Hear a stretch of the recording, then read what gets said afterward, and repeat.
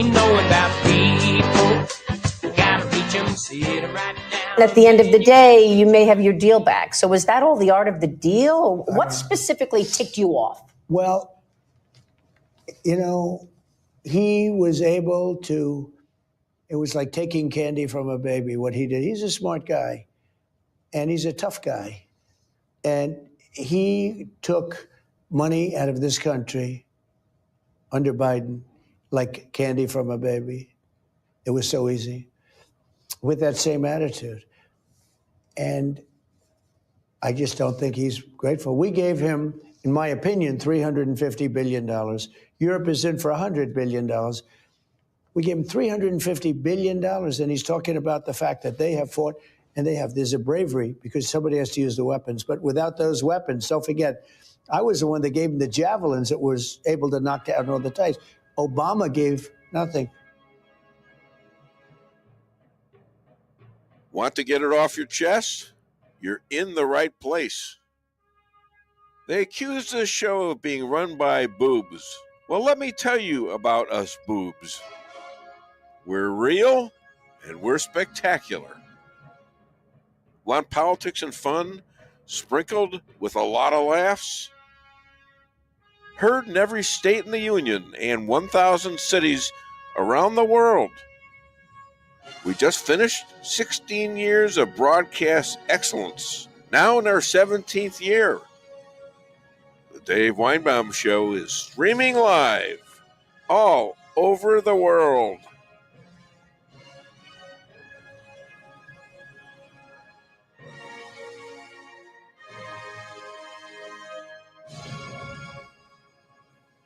If you can't excel with talent, triumph with effort. Donald J. Trump and his winning cabinet know this, and they demonstrate amazing talent with unending effort to save America. From what? Where have you been, not just for the last 4 years, but the last 65 years? The history is mind-boggling and evil, starting with the sons and daughters of the KKK who fought furiously to save their way of life via slavery. AKA Democrats, they finally figured this out in the early 60s, creating fundings of blacks and Latinos to back them by freeing black and Latino men of family responsibilities, and black and Latino women, they gave them money for each baby. That freed black men to drop responsibility, and the evil Dems to control all of their votes. But Dems didn't stop there. They got new victims and put them in front of the black Latino populations. They opened our southern and northern borders to 21 million men, women, and children.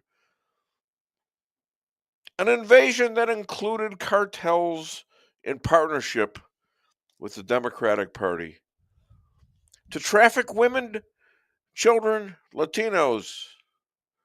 Of course, let's slip in a pandemic in alongside the sick and criminal aliens and throw in about 50,000 young Chinese males, a seeding of invading soldiers. And let's not forget about the fentanyl, 100,000 dead per year, and the 30,000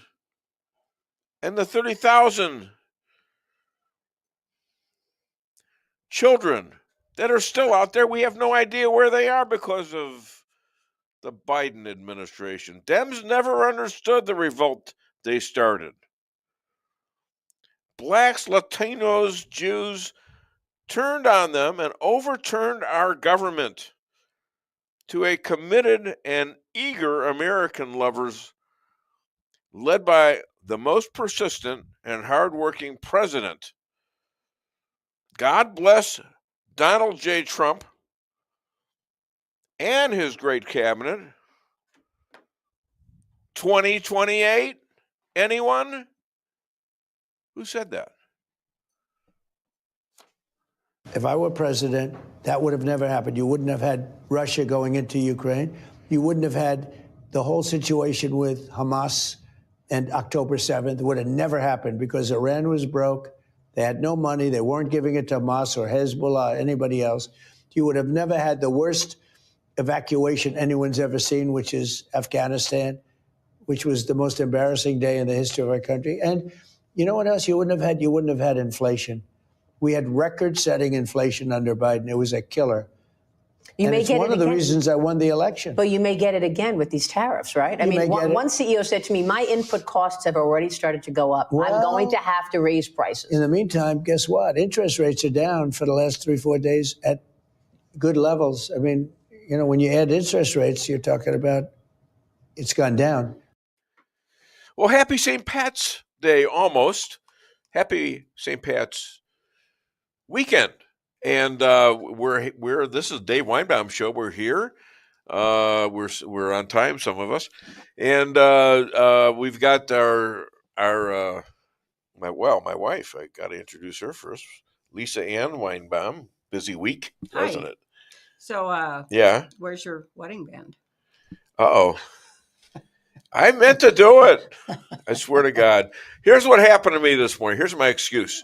I'm sitting there eating her wonderful sandwich. What do you make for me on Saturday, on Fridays, generally? Bagel and lox. Yeah, but it's like really good cream Yeah. cheese and tomatoes Very and time-consuming. Yes. and onions, sautéed onions with extra poppy seeds, right? Yes. And it was very good. And all of a sudden, I'm wiping my face with my napkin to get rid of some of the schmutz. Figure that one out, non-Jews.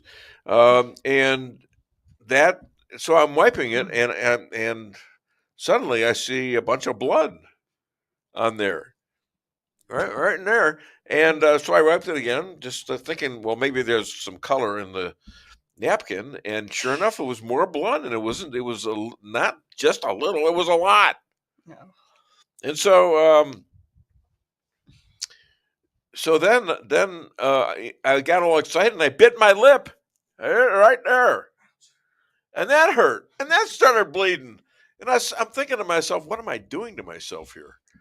Yeah, and she's worried, that I don't have my rings because I was busy playing golf the other day, and I always take off my rings because I don't want to do any damage. Yeah, that was the same day you left me to my hands. Anyway, deserted with no keys. To I any didn't desert automobiles. you with no keys. I couldn't figure out why the hell we went and got her auntie. I just call her Auntie. Aunt Paula. Aunt Paula, yeah, which was fine, but she had to use my car. We had to switch keys. We had all sorts of keys. We had to switch the ability to get into the garage, and yeah, I was screwed up by that. Yeah. Yeah. You struggled. So she dragged me off of the golf course. Wow. I had no choice. I had to get my aunt back to St. Clair. Oh, God. Okay, that's enough. That's enough of that. Now, JP Maxwell here, the genius of producers, and out there in Salem, Missouri, we got Rick Henderson, and he does all the bits and the clips, and he did a great job. And he is the most ridiculous guy in terms of his projections and in terms of other stuff. You think I am paranoid? This guy's got levels of paranoia that are striking and scary, quite frankly. Well, you wanted me to talk about you. Well, okay, I'm talking about you. Damn it. All right, we've got a great show. Showing up at 8:10, we've switched the Rabbi and J.J. Bradshaw. The Rabbi is going to be on at 8:40. Megan Johnson, 9:30. The McCloskeys, 10 o'clock. And Jeff Zink at 10:30. Okay, where are we now? we're at 8:10, and I think JJ should be showing up any second. JJ, right? Okay. How do you know? He's just always on time, so I Well, suspect he's not that he on will time be. now. Well, there he is. There he is. He's not coming in today. All right, there he is. All right, ladies and gentlemen, big treat day. We have leading off the show the man who is the normal leadoff guy until the rabbi can't do the show any early. He can't do it because of the celebration of Friday and Saturday, which is what? Is it Sabbath? No, wait. Yeah, Yeah, Sabbath. okay, right? there we go. Yeah. It's a Sabbath. That was a test. And okay, the sweat is coming down right now. The sweat is coming down. Anyways, my friend JJ Bradshaw, he is 256 years old, and I don't know if he's in on the Social Security scam or not. I doubt it though, because he is an American. He's a veteran. He's an expert at the Constitution. So I don't think he'd be stealing off of the Social Security. But he's got a guy that's older, almost over 100 years older than he is, 360 years old, and he's still collecting Social Security. I don't know whether to hate him or to wonder what he's eating, because my God, I'm switching, whatever it is. Okay, I can't imagine that. Anyways, please welcome all the way from Rala, Missouri, John Jeffrey Bradshaw. Good morning, Dave. What's on that fertile brain of yours? Oh, Dave, it's been another busy week. There's so much stuff flying at us. Yeah. And I love it. So why don't we start out with a little poll? Quinnipiac, who is more or less middle of the road pollsters, had a poll. It's called New Majority Project poll. And the question was asked, is Washington corrupt? What do you think the numbers came out being, Dave? Probably about 75 to 80%. 82%. 82% of voting citizens believe that Washington is corrupt. Now, you and I have believed this for a long time. All you got to do is look at the results. You can see the Yeah, but we're conspiracy guys. We don't know anything. Yeah. You remember that? We're all in a conspiracy somehow. We were always right. Yeah, we were right. Bradshaw was right. You mentioned paranoia in your monologue. And is it really paranoia if the bastards are after you? I don't know. I think not.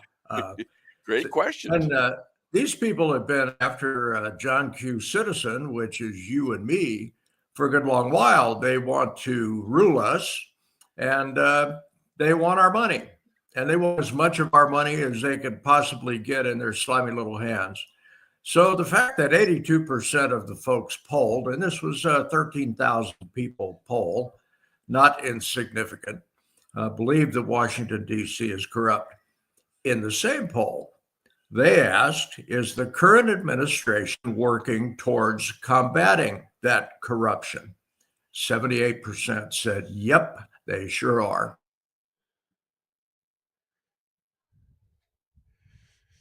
Those are killer numbers, JJ. And we Well, they are. Yeah. Okay. We don't see numbers like that very often, Dave. It's rare for a majority of the people in this country to say yay to anything. What do you say we talk about the government shutdown, which looks like it may have been averted? Yeah, that's what I hear. Well, let's start with continuing resolution. Our Congress is mandated by the Constitution to control the purse strings of this country. In fact, they are required to come up with a budget, 13 line items in that budget every year. And Congress has managed to not do that for an awful lot of years, which in my opinion is dereliction of their duty under the Constitution. So what they do instead, since these morons can't agree on anything, is they put forward a continuing resolution. Yeah. Now, a budget has to be passed by 60 votes in the Senate. A continuing resolution only needs 51. So they're taking the easy way out. Well, what's a continuing resolution? We take what was done last year and we redo it for a few months this year. In other words, the numbers remain constant. Well, Why is that if you- problematic for the Democrats right now? Either way, why? It's a big problem for the Democrats. Why? If you look at the vote on the continuing resolution in the House of Representatives, it barely squeaked by, but it did squeak by. And yesterday, Chuck Schumer, a man who I hold in serious disregard, I respect him not one bit, said in the Senate, he was reading a prepared speech, that this thing's not going to pass. They don't have enough votes in the Senate. Well, overnight, somebody must have talked to old Chuck, I assume a number of his advisors, and said, look, if you guys don't pass this, you're going to own it. And the government shutdown is going to be blamed on you. Well, no Democrat likes blame aimed at him, even if it's warranted. So this morning, it turns out the news headlines are this thing is likely to pass. They have till midnight tonight. Now, what is it they're passing exactly? Are they passing just a temporary thing? Yeah, or are they continuing passing resolution. the whole bill? Saying, let's vote on the Senate and let's pass the SOB right now. The continuing resolution, 51 votes, it looks like it's going to pass. And what that does, Dave, is it kicks the can down the road until September. Yeah. When at least, hopefully, the Congress will have spoken and come up with a budget that's actually a budget. If you look in the past, hey JP, would you shut down that train out there? I'm doing a show, for God's sakes. What's going on? All right, I'm sorry, JG. I just, man, competition you get here is terrible. Well, this is live, Dave. Bad stuff happens on live. It happens all the time. Yeah, tell me about that. You make your apologies and you go on. So as far as budget goes, they're kicking the can down the road till September, and hopefully some of the congressmen and some of the senators will come up with something that is reasonable. Now, let's take a look back at Nancy Pelosi's regime. Wait a minute. Let me ask you a question about the tax dollars that we're supposed to get a tax break from this bill. Does not go into effect until the Senate passes it? Is that correct? Yeah, that's correct. Okay. Can't do it by. We're all going to get slapped in the executive back order. at a time when we're having a tough time in the market, the stock market and such. And now we're not going to. I mean, how does this help the Democrats to the extent that they're postponing a tax deduction for the average American citizen? Well, it does hurt the Democrats, although Chuck Schumer would say it's a win. But all they're doing is kicking the can down the road, Dave. Now, if we look at Nancy Pelosi's so-called omnibus budget bills that she crammed through when she was the dictator of the House of Representatives, if you look at those things, and I've read several of those, these are thousands of pages of legalese drivel. Earmarks are in there. There's all sorts of stuff that's crammed into an omnibus budget. Things that would never pass on their own, wouldn't have a chance in the world of passing on their own. They shoved them into an omnibus bill, which is a have to pass bill, or the government What kind of crap would they put in there? What kind of stuff? Oh my God. USAA, they're giving circumcision. Oh no, it's much more subtle than that. Every representative and every senator shoves something in there which will benefit his district. $400 million for a dance crew in Milwaukee. $150 million for in West Virginia for a water treatment plant that never got built. There's stuff like that. So Is If this it the was a reason we're like standalone, 45 to 37 trillion dollars in debt?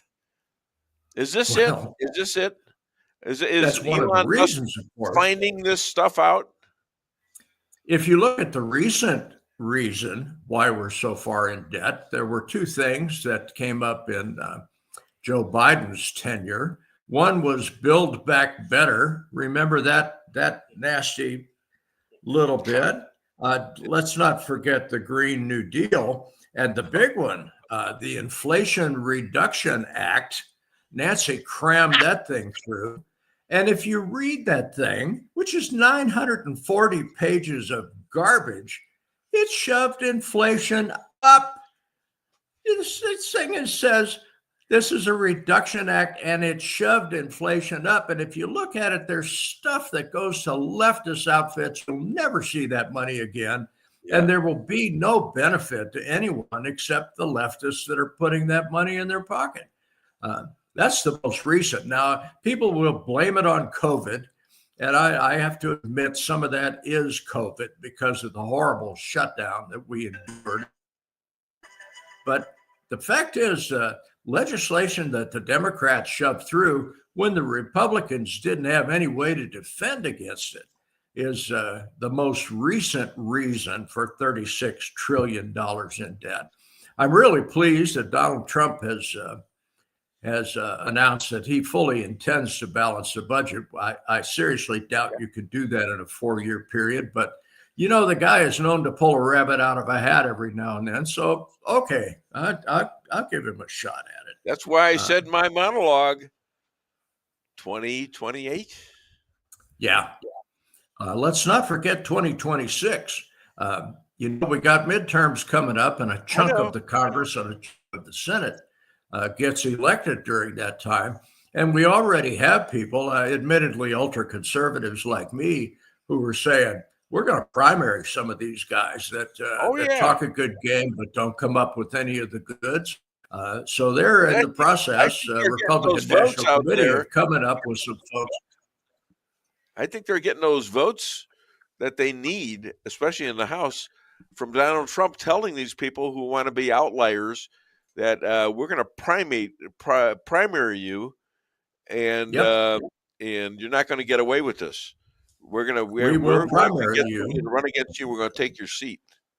And you've heard noises like that before. George H.W. Bush made similar noises one time, but he was a tiger. He didn't manage to get anything done. He didn't have the support. Donald J. Trump has the grassroots support, at least so far, that those efforts are being made already to primary some of these folks. And good. If you are not in office for the benefit of the citizens of the United States of America, get out. We really don't want you. Yep. Can we talk a minute about Doge? Oh, amazing stuff happening with Doge. Amazing stuff. I'm not going to get my Tesla, am I? We got a little. Can you hear me there, Dave? Yes. Okay. We have on both coasts injunctions against the firing of the probationary federal employees. These won't last very long. In fact, one of the judges said, as an offhand remark, and judges should never do that it's probably legal to run these people off. You guys just used the wrong reason. So, okay, Trump and company are going back and gin up the right reason for this. But let's talk about Doge for a minute. Department of Education, who I am not a supporter of, 50% of their employees going to be gone within the next 2 weeks. Wow. And in my opinion, Department of Education should be disbanded down to a couple of hundred people who manage to funnel money to the states and ensure that the states use it for education. Education should be a matter of state and local. The federal government has no vested interest other than indoctrination and pulling the strings. They have no interest in being in the education business and should not be. Our test scores. Look at the results, right? Yeah, our test scores are a disaster. And my daughter, who is a teacher, can be happy to tell you of all the hoops that educators have to jump through to get that federal money. There are strings attached to it and have been for decades. It's time to get rid of that garbage. I frankly think the local people can teach much better than what some federal government edict comes up with. Saw a little article last night that gave me a chuckle. Apparently, folks at USAID, AID, United States AID, are wearing out the shredders, getting rid of documents, trying to hide the evidence. Yeah, what a shock. So that the guilty can remain free. I got a hint for those folks. All of that stuff is digital, and you can shred the paper if you want, but we can still find the digital evidence. So if I was you, I'd pack my bags for Bimini and get out of this country while you can, because it's likely you're going to be prosecuted. Lee Zeldin. You recall Lee Zeldin became the head of the Environmental Protection Agency.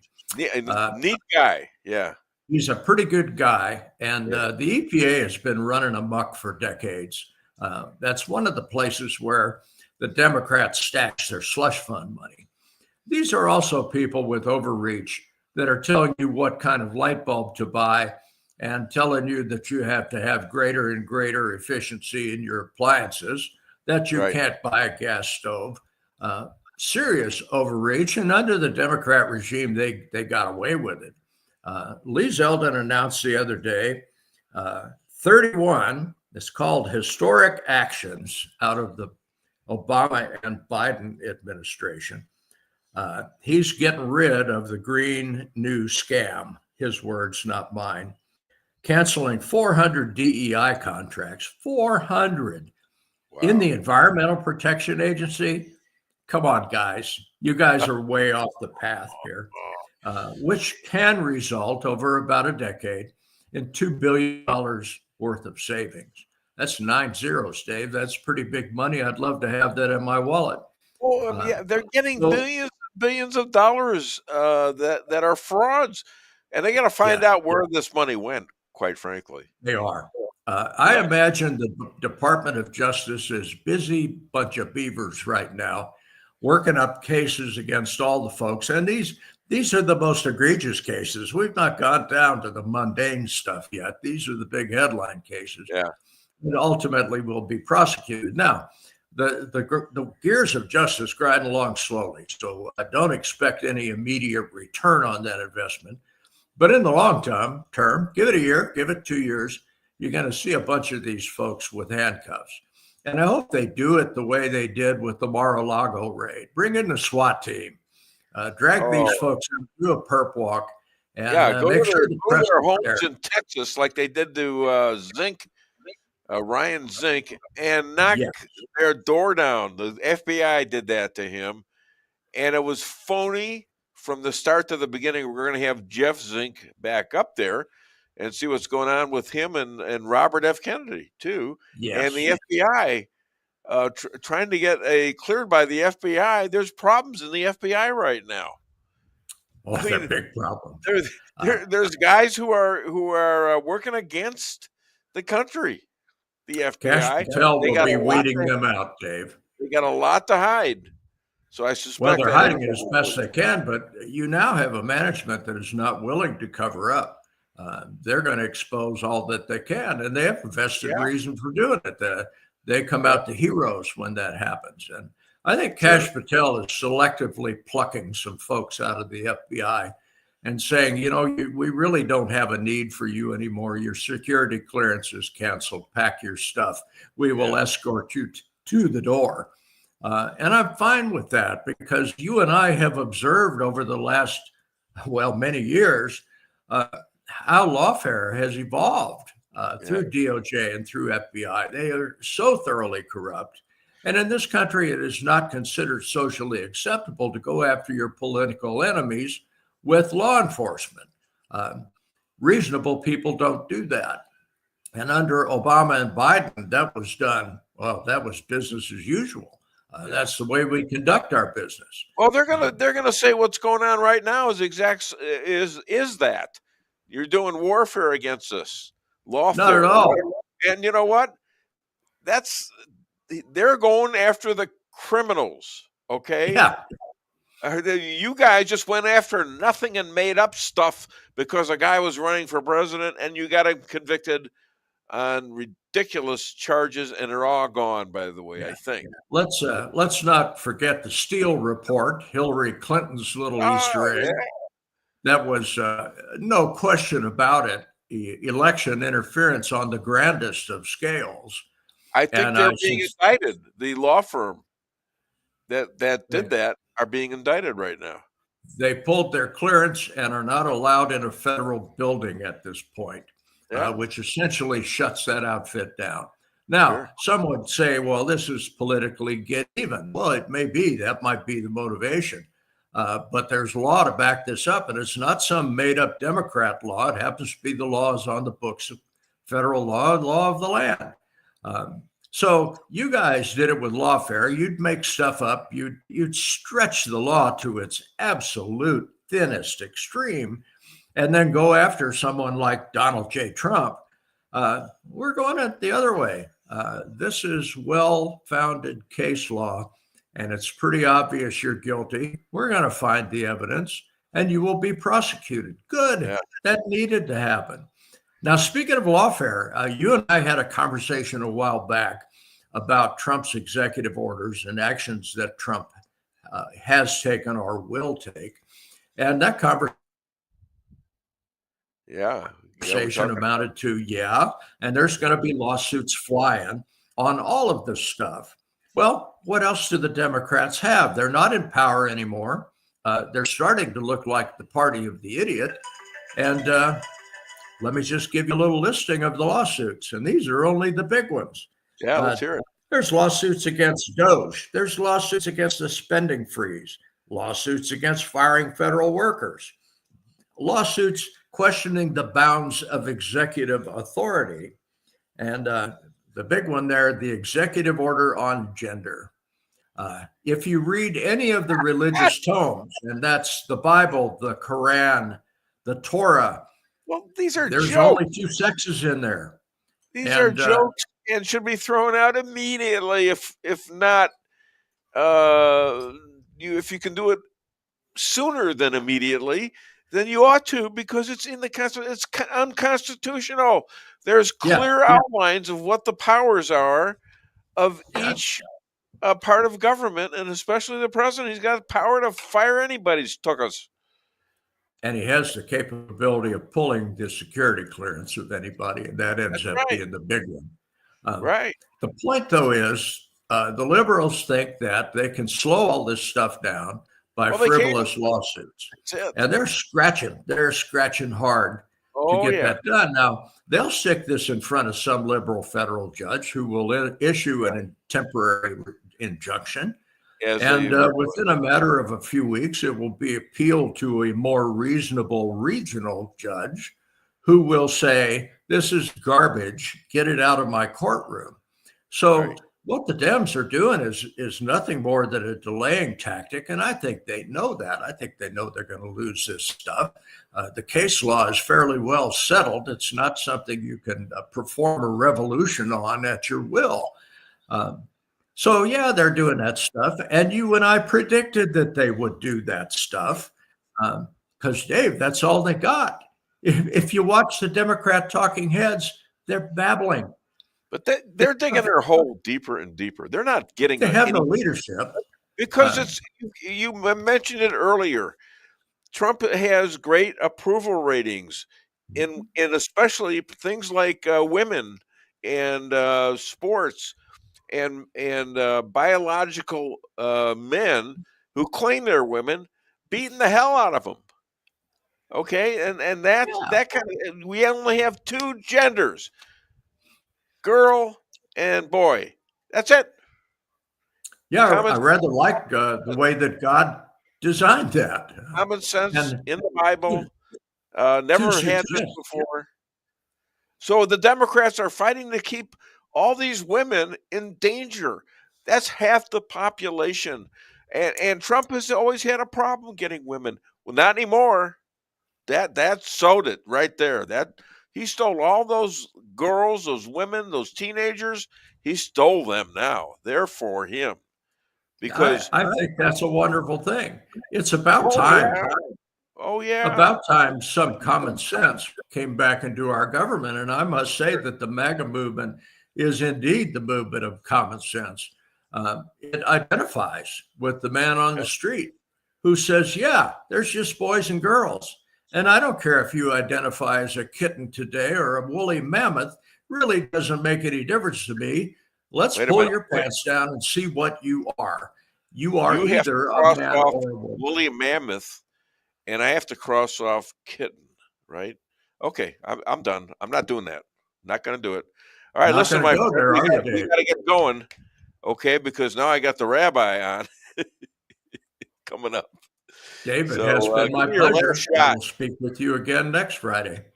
All right, ladies and gentlemen, let's thank this this nice 256-year-old. He can still hear, and he's still real smart. John Jeffrey Bradshaw.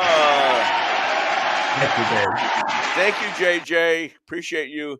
Let's play the Donald Trump. This is Donald Trump talking to Oprah.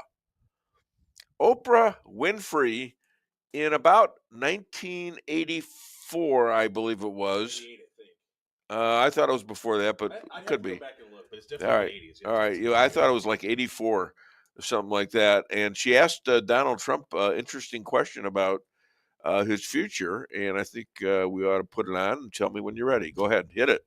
By the way, this is the same person that said this to Trump nearly 40 years ago. Go ahead, Rob. This sounds like political presidential talk to me. And I know people have talked to you about whether or not you want to run. Would you ever? Probably not. But I do get tired of seeing the country ripped off. Why would you not? I just don't think I really have the inclination to do it. I love what I'm doing. I really like it. Also, it doesn't pay as well. No, it doesn't. But, I just probably wouldn't do it, Oprah. I probably wouldn't, but I do get tired of seeing what's happening with this country. And if it got so bad, I would never want to rule it out totally, because I really am tired of seeing what's happening with this country, how we're really making other people live like kings and we're not. You've said, though, that if you did run for president, you believe you'd win. Well, I don't know. I think I'd win. I tell you what, I wouldn't go in to lose.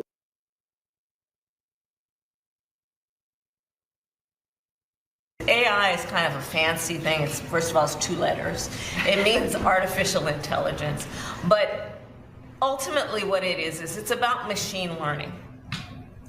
And so the machine is taught. And part of the issue here is what information is going into the machine that will then determine, and we can predict then, if we think about what information is going in, what then will be produced in terms of decisions and opinions that may be made through that process. What you just said is one of the most insanely idiotic things I have ever heard. At no point in your rambling, incoherent response were you even close to anything that could be considered a rational thought. Everyone in this room is now dumber for having listened to it.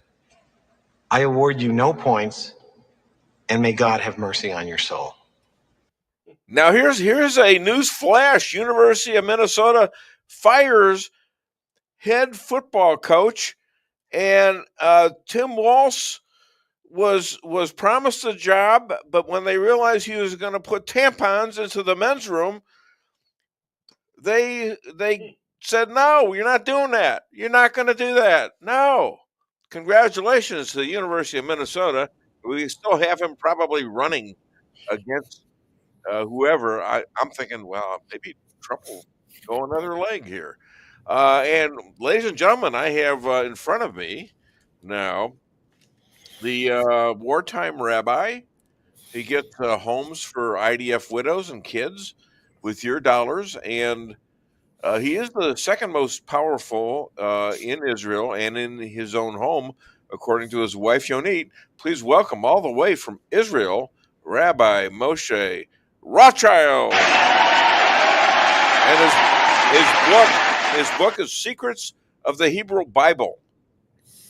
Why is it the Hebrew Bible? Why not the Jewish Bible? Well, that's what people usually call it because everyone agrees that the original language is Hebrew.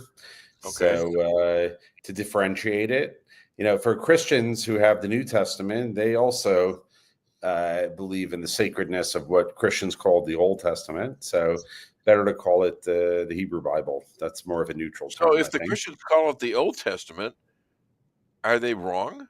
Shouldn't it be the Hebrew Testament?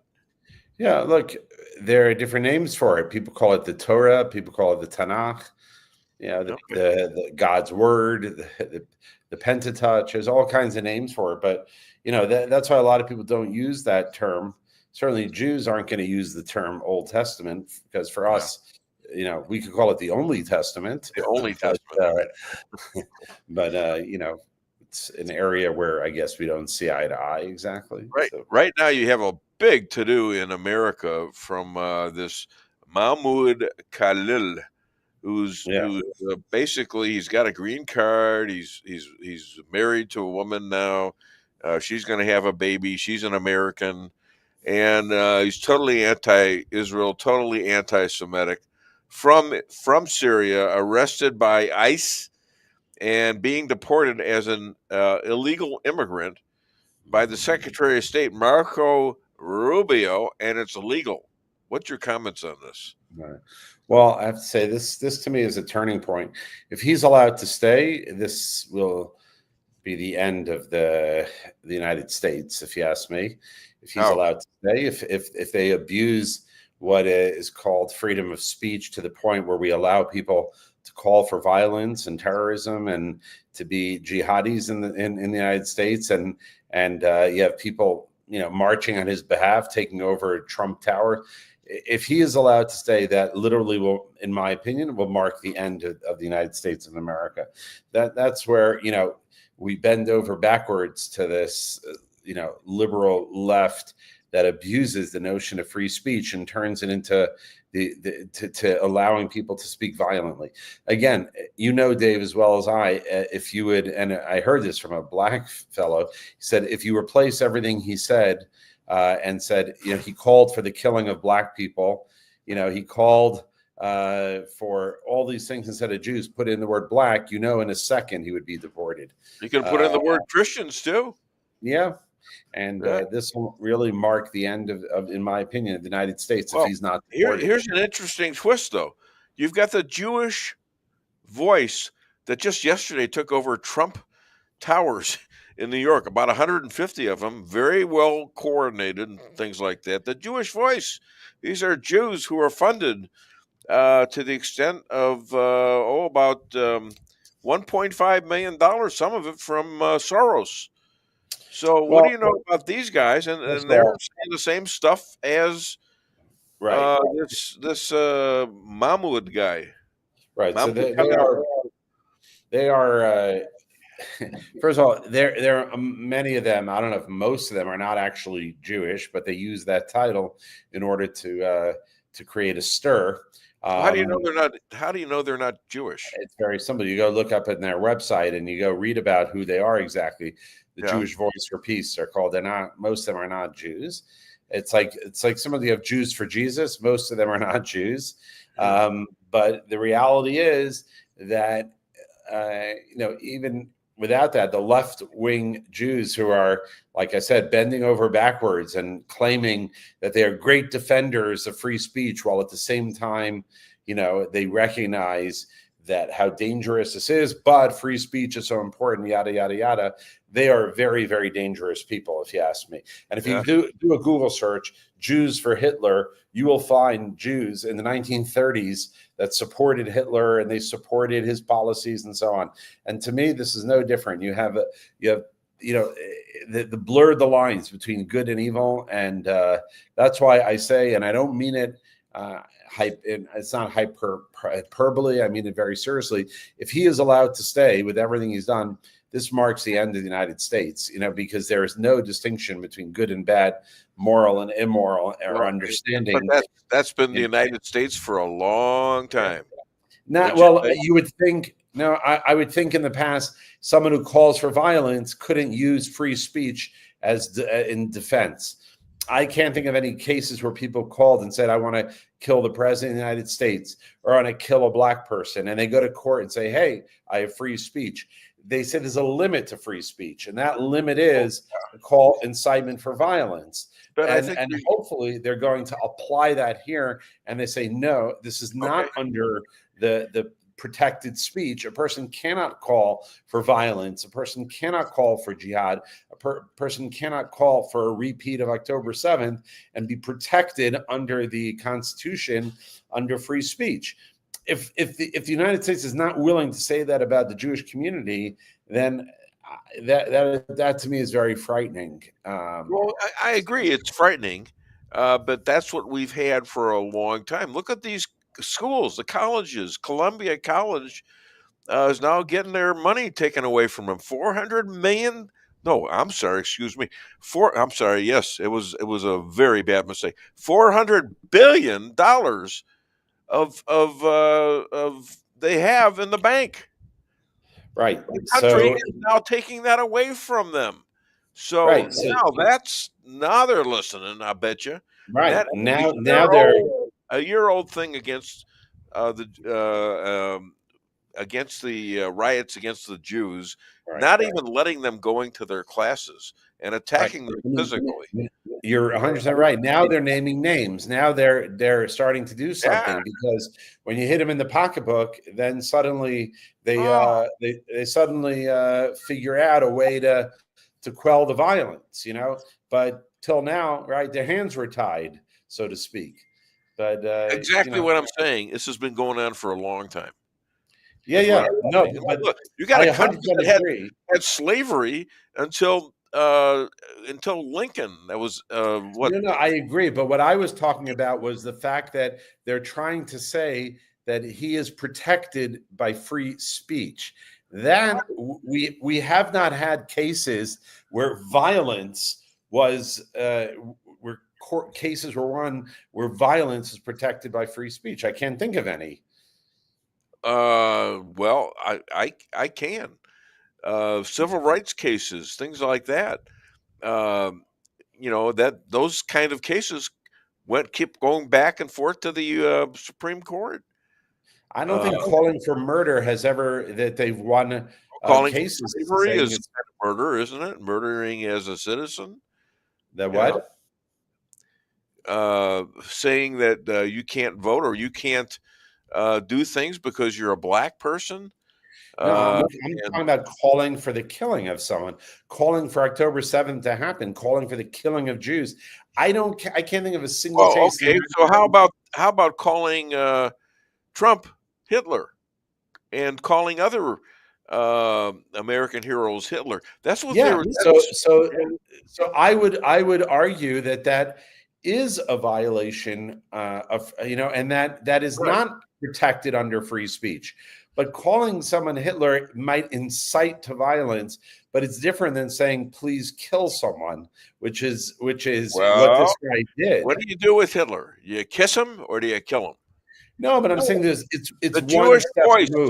The Jewish voice people were chanting Nazis, calling us Nazis. In other words, kill the Nazis.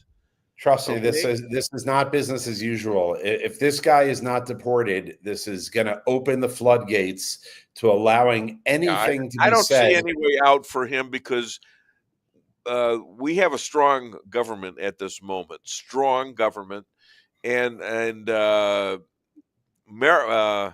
Marco isn't going to let this go. He's not going to let it go, and he knows he can cite the law. Judge Janine the law. It's like a 1798 law, by the way, that he has the right to do it, and he's going to do it. And he said he's going to do it. You're right. He's doing it. And they're going to fight back, though. Like in 24 hours, they've raised hundreds of thousands for his legal aid. They're on this charm offensive, like he's some persecuted poor little. I got a wife and a child coming, and he didn't mean it. He said he loves Hamas and he loved it that all those Jews were killed. Yeah, he didn't mean it's a charm offensive. I'm sure they hired a PR agency. They hired lawyers, and they're trying to do everything they can. They're going to fight it, but You know, I don't Yeah, think they're going to get away with it this I hope time. you're right. I But I really think hope I you're think right. it's more of a. I don't think that we're in that much trouble. I'm saying to you that I think it's been like this for a long time because they're all fighting against it, and you have these liberal judges all over the place that people can cite that say, "Oh yes, that is criminal that you don't let this guy talk and that you get kicking him out of the country." So you have the other side saying this crap, and sometimes they get away with it. We'll see. All right. Let's ask you about, let's see, what else oh, the Houthis. Are they resuming their attacks on Israeli Well, ships after Gaza aid denied? well, I mean, they haven't yet, but they said they are going to. You know, Israel has said that they're going to cutting off aid and stopping to sell electricity to Gaza. You know, again, it's not that Israel is cutting off electricity. Israel is stopping to sell it to them, which means that the billions of dollars that Hamas should have spent in building infrastructure and not tunnels and building power plants that they did not do. Now Israel is saying we're not going to sell them electricity anymore to the tune of $11 million a month. And we don't have to sell them electricity if we don't want to. Why they don't have power plants is because they chose not to build any. And therefore, we don't have to sell it to them anymore. Whoa, where's that? Why did that just happen? Come on. Well, it happened because Biden is long gone. Well, not so long gone, but Biden is gone. And now we have a favorable U.S. administration that allows Israel to do what it should have been allowed to do on October 8th and October 9th and October 10th, namely cut off aid, namely stop the water, namely stop the electricity, and say, okay, basically you're not getting anything until we either get the hostages back, right? And that's it. It's a binary choice. We get the hostages. You got Witkoff and Dermer working on getting all the hostages back. Two of the I consider both of these guys really brainy, especially Dermer because he actually sat through a 30-minute interview with me based on you, his friend. But he's negotiating all this stuff. Yeah. But it has to be a binary choice, meaning either you free the hostages or this is the consequence. There's no third or fourth or fifth option. There's no negotiating anymore. It's like you free the hostages, you get electricity, you get water, you get food. You don't get water, you don't get electricity, you don't get food, and they're going to run out in a few months. Yeah, you don't give a country you know is going to attack you every year since 2005, just about, and you don't keep giving them stuff that's going to help them attack you. That never The United States did not look after Germany during World War II. We didn't help the Japanese in World War II, and we didn't help the Italians. That's the reality. These are enemies. These are enemy combatants. And your job is to fight the enemy. Your job is not to look after their population. Exactly. And if you want to win, you got to fight, and you got to fight hard and fight with every means at your disposal. Let's talk about Syria for a minute. New radical terrorists in Syria killing men, women, and children. 1,300 so far, led by the conqueror terrorists over previous Assad dynasty. What's Israel's position? Look, it's almost, if it weren't so sad, it would be laughable that more people killed there already than October 7th, and no one seems to care. Not a single rally, right? Israel's been saying all along we can't trust these guys. You're basically replacing one terrorist group with another, and it seems to be justified that Israel was right. You can't trust them, but no one seems to care. They'll kill thousands, and no one will blink an eye. There won't be a single rally in London. There won't be any rallies in New York. There won't be any protests at Columbia. No one cares, but that's the reality. What was the best kept and most diabolical hurt to Hamas and Hezbollah? And how was this handled? Do you know what it was? I'm not sure what you're referring to. What's Yeah, that? beepers, the phone beepers, because The there's a story out now in the Jerusalem Post. You read the Jerusalem Post? Yeah. All right. Gallant had to warn the United States about it, but he waited till for a long time. First, to get it, make sure it was ready, and second, he didn't want. He knew there were people in the leaks. There were leaks coming out of the Pentagon, of all Yeah. places, and so he waited, and he gave him a very vague explanation of it 30 minutes before this happened. Yeah. And we're talking about Yeah. Gallant and Pentagon, Shapiro, who was Barack Obama's pick, and Austin. And these beepers obviously were, I mean, people are saying, what an amazing thing to do. And it completely broke down their confidence. You know, Dave, today is the Jewish holiday of Purim. And on Purim is a day one of the customs is to get dressed up in costumes. Yeah. You don't see me below the waist, but I have my Tigger costume from Winnie the Pooh. I actually, if I would stand up, you would see the costume. No, stand up. Come on, show the world. Come on, show them. Come on. Actually, I'd have to pull the whole thing off, but come on, Rabbi. This is a moment. All right. Look at this. You should have started the show that way. Come on. Just because you're egging me on, I'll put the costume on just to entertain the audience. I hope there's a show. We're asking him to put the damn clothes on. And he's got a zipper there. Wait a minute. Here we go. What is that? Is that a fried egg on your head? Oh, that's it's a face. It's a Tigger from Winnie the Pooh. Oh, wait a second. Come here. Oh, my God. So it wasn't only me, but my dog wearing his costume. I think you need some applause for that. All right. You know what? We're going to end this thing shortly. Right, Ivy said. Okay. But what I was going to tell you is we saw a guy today.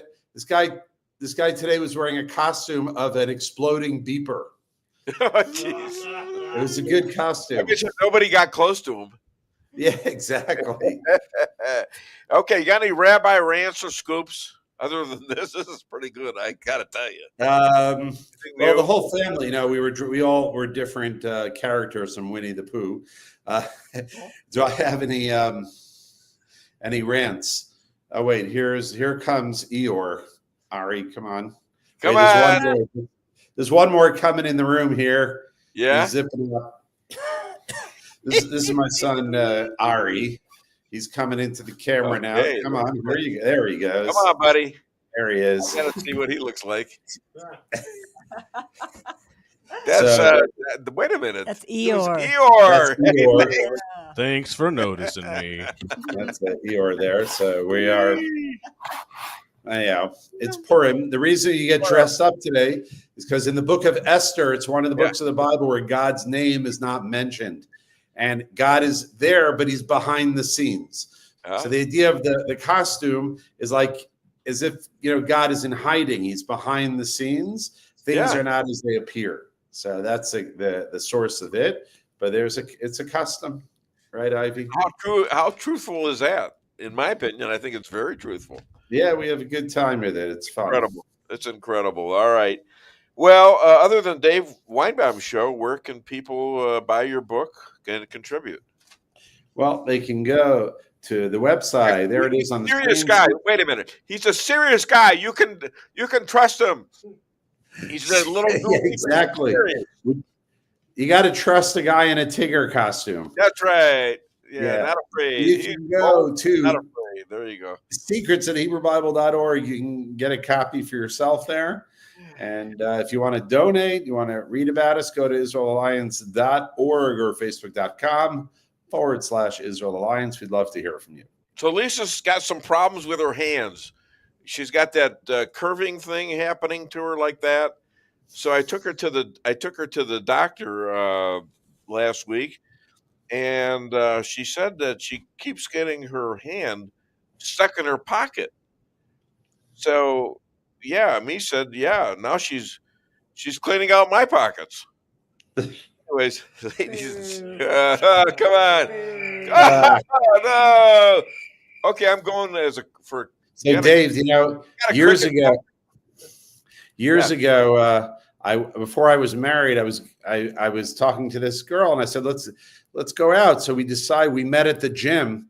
We're going to meet at the gym, but she didn't show up. So I knew we wouldn't work out. Did you make that up? Is that a original? Yeah, I only steal jokes from you. If you didn't make it up, then. Oh, I got plenty more. All right, Rabbi, Shabbat Shalom, Happy Purim to everybody in Israel and around the world. And to, what's your doggy's name? This is Ivy. Ivy, say hello. Ivy, hi. Yes, that's cute. All right, thanks a lot. Shabbat Shalom, my friend. Good girl, Ivy. Okay, Shabbat Shalom. For a minute, you said good girl, Dave. Yeah. No, I'm not that. All right, thank you. All right. All the best. Shalom. Shalom. All right. So now I think we need to take we haven't taken a commercial break yet, have we? I think we need to do a commercial break, okay? And I think we need to do it now. All right. Your home is your castle. You don't need unwanted hassle. Don't let those creatures move in to stay. Let us protect your investments. That's what we're all about. Plank Termite and Pest Control will save the day. Plank is locally owned and family operated right here in Rala, a Google preferred business. Our customer service and your satisfaction is our #1 goal. So call Plank today at 368-3333. Plank Termite and Pest Control will save the day. Honey, what are you doing? What does it look like I'm doing? It looks like you're filling up a swimming pool. Yep, I'm filling up a swimming pool. In our living room? How else am I going to watch the game and stay cool? If your AC is on the fritz, call Hartley's Climate Control. Hartley's is the area's best in HVAC repairs, installs, and maintenance. Knowledgeable, honest, and dependable. Serving Rala and the surrounding areas for commercial or residential needs. Hartley's Climate Control. Community born, community raised, community serving. Call Hartley's Climate Control today at 573-368-3163.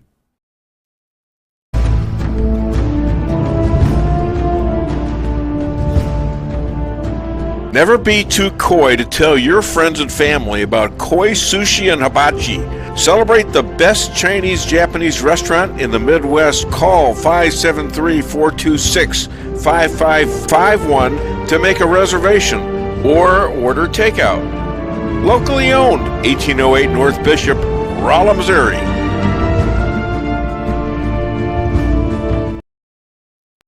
We can sum up McDonald's new crispy chicken sandwich in one word. Crispy, but also juicy and tender.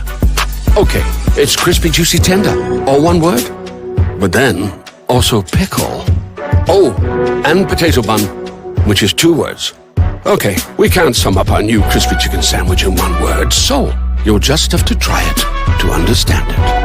Order ahead on the McDonald's app at participating McDonald's. Ba-da-ba-ba-ba. Merrill's Quarry and Asphalt, 40 years serving cities, counties, and everyday businesses with driveways for people who live and work in our little piece of heaven right smack dab in the middle of America. Call 573-578-9101 for your free estimate of rocking, rolling, paving, driveways, sealing, and striping too. That's 573-578-9101 for your free estimate. Your home is your castle. You don't need unwanted hassle. Don't let those creatures move in to stay. Let us protect your investments. That's what we're all about.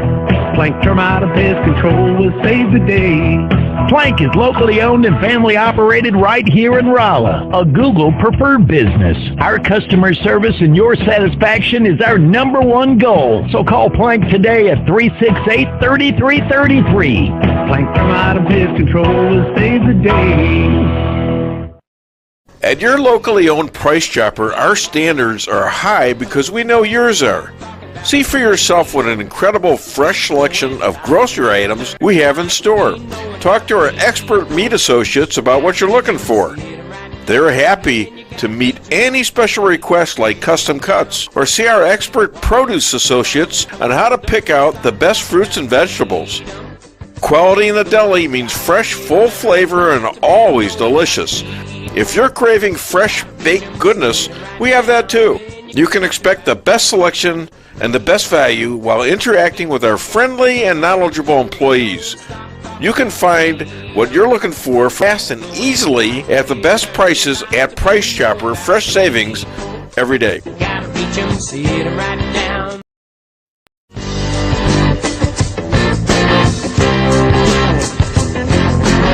A-Car Real Estate, where experience matters. 532 million sold since 2003, the #1 sales volume in Phelps County.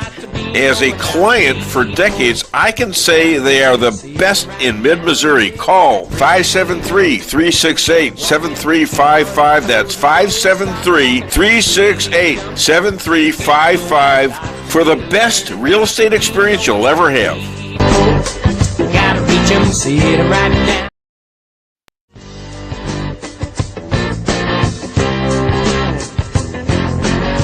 Insurance going up like crazy? Daniel and Henry Insurance is one of the largest private insurance companies in the world.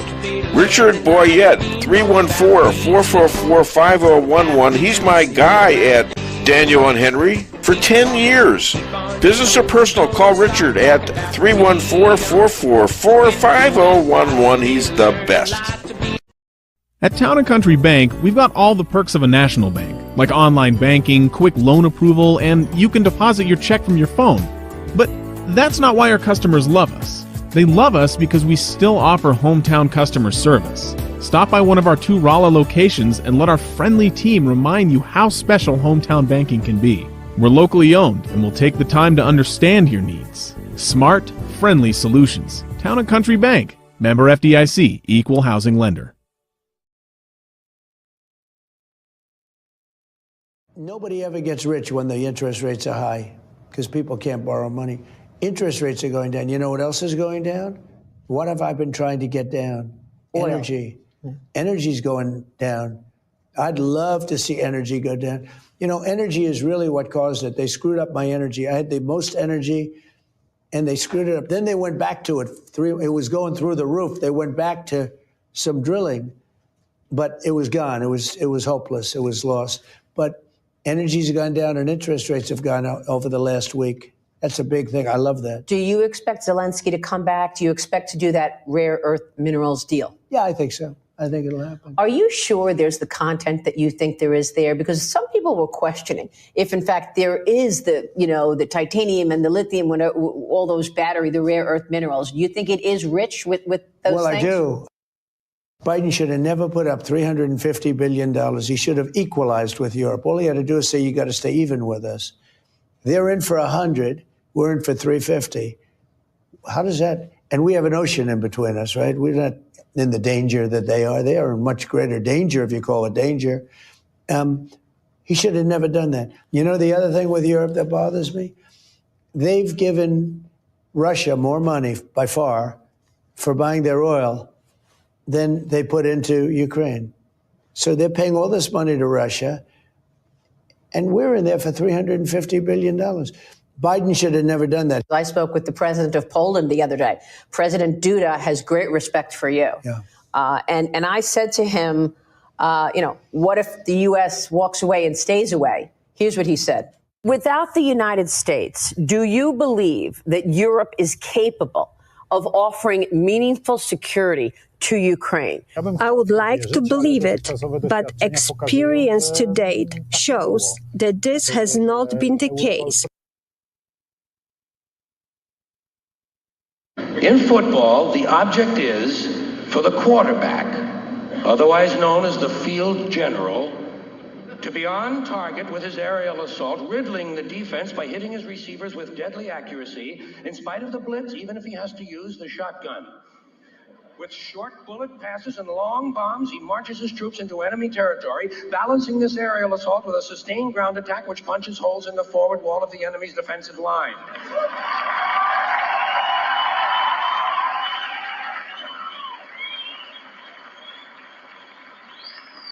In baseball, the object is to go home and to be safe. I hope I'll be safe at home. Safe at home. You know, lately I have not heard a lot of Democrats getting up and screaming that they want to impeach the president, although I'm sure they're there.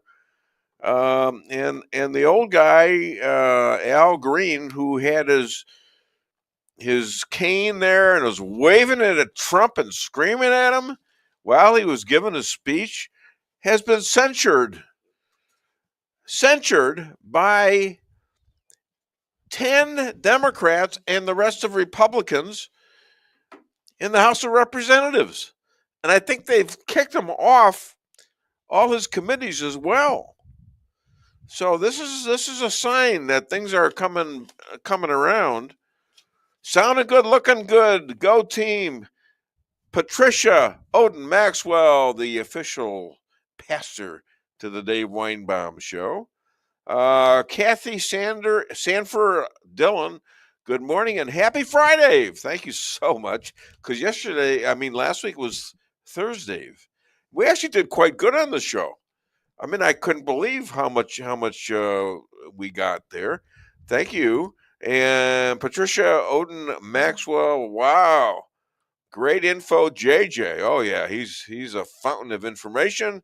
Joseph Dalton, good morning, crew. Is a real good banquet. I love that comedian. She was really, really good. Shannon Reed, good morning. Wishing everyone a safe, fun, and happy St. Patrick's weekend. Happy St. Pat's to all. And by the way, Patricia, Odin Maxwell, thanks, Rabbi Moshe. Great to hear from you. We got a lot of messages today. And Patricia, Odin Maxwell, you're right, Dave. This is good. Tigger is what they call me because I'm on the go and moving all the time. And you wear those outfits that have tiger-like things, like my wife does. She's got robes like that, don't you, honey? It's a leopard print robe, yes. Leopard, Thank leopard, tiger. That's all the. To mention that, I appreciate that. That's right. Yes, she's in her robe a lot. Yes, okay, but it's cute. It's a cute thing. And where was I? Okay, hey, eggs are down. I mean, I wonder what the stock market's doing today because I'm highly invested there, and I've lost took us the last week and a half, 2 weeks, and they're starting to mumble about stuff that I think it's normal. Trump thinks it's normal. It's an adjustment, but now when you're seeing signs that prices are actually coming down, that's kind of interesting, especially eggs and gas. I notice is at least in this town, it's down 14 cents a gallon. That's pretty cool. $2.75. All right, that's a great sign for the economy because where gas gets taken down, eggs are one thing. Now that's a good indication, but gas controls so much because of all the imports and the exports and stuff. You're getting it from overseas. Now we get to the position again, and we will under this president, to where we're selling gas to other countries. It's going to be so beneficial. We're going to have, yes, go ahead. Somebody posted that egg prices are dropping. Yeah. It turns out that if you stop killing chickens, they lay more eggs. No. Also, gas prices hit 4-year low. 4-year low? Yeah, that's what this person claims. This is amazing. Look, guys, you know, it's hard to turn around the country like this so quickly. But Trump he's doing it. He's getting it done.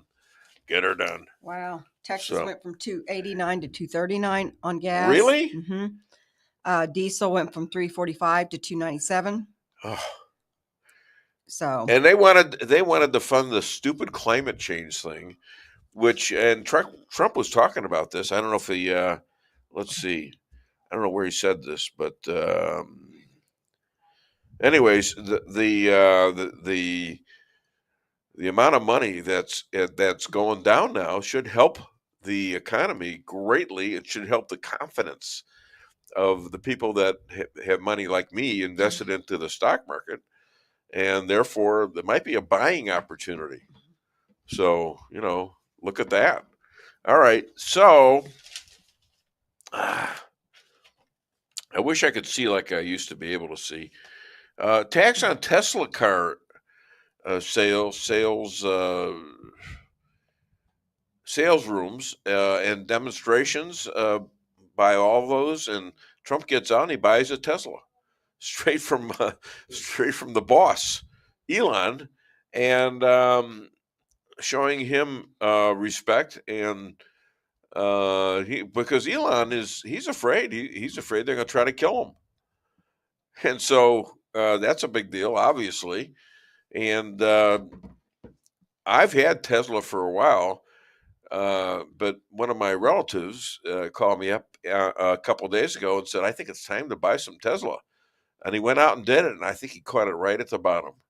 Good for you, whoever that was in my family, and they know who they are. And that's got to stop. I mean, this guy is doing everything that every president gets in. They say, okay, we got to balance the budget. We got to take out all the fraud. We got to take out all the mistakes, and we got to help the taxpayers. The Democrats have done the exact opposite of that whenever in office, other than the time when Bill Clinton and whatever his name, I forget his name, but he was Newt Gingrich. Newt Gingrich, right? Thank you, sir. They balanced the budget, and that's what Trump wants to do. That was the only time. So sometimes we get it right. Okay, even a Democrat can get it right, but they don't have it right yet. They're saying stupid stuff, and it's so stupid. The polls are 85-20 against them, in some, or 85-15 or 20, whatever. It's against them, and they're still pushing it. And it's evil stuff. It's evil stuff when you have men playing against women, men who claim they're women. And some of these women are getting the hell knocked out of them. And that's in the little girls. What are they going to do? Why would they go into sports if that's going to happen to them? And it's so stupid that Democrats would stand behind this. I mean, what are they thinking? Well, we ought to impress them with this one. Are they that tied to this idiotic, evil situation that's never been done before? I'm sure transgenders have been around for a long time. It's 0.3%, I think, of the population. 0.3%. So yeah, you keep doing that, and you'll never, ever get elected again, much less have a party. There'll be new parties starting up who are somewhat liberal, but not as stupid as this. Not saying all liberals are stupid. I mean, look at JFK. I mean, RFK Jr. And by the way, we have Jeff Zink coming on 10:30 Central Time, and he's going to be talking about his alleged appointment to be the chief of staff for Robert F. Kennedy. So this is cool. I mean, he is either going to get it or he's not, I guess. I don't know. But he's supposed to be having a checkout by the FBI. He's got to get checked out by the FBI. And the FBI, what I'm hearing, is they're in turmoil. Okay? I mean, it's to the point to where Kash Patel isn't getting the FBI for his own personal protection. He's seeking outward sources. Okay? This is not a good situation, I don't think. All right, listen, we're gonna play another joke. Let's go for Reagan this time, unless we have to do some more commercials. And then right after that, we have Megan Johnson, who's going to be an expert on what's going on in these schools today. She is on the city council, and she'll be able to give us a good information on what the city council is doing about. And we're right here. We're right by the library and everything, and right by the city council. So hit it, please.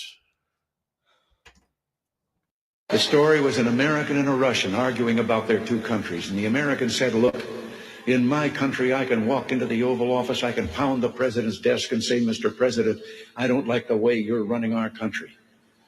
And the Russian said, I can do that. The American said, you can? He says, yes. I can go into the Kremlin, to the General Secretary's office, pound his desk and say, Mr. General Secretary, I don't like the way President Reagan's running his country. Your home is your castle, you don't need unwanted hassle. Don't let those creatures move in to stay. Let us protect your investments, that's what we're all about. Plank Termite and Pest Control will save the day.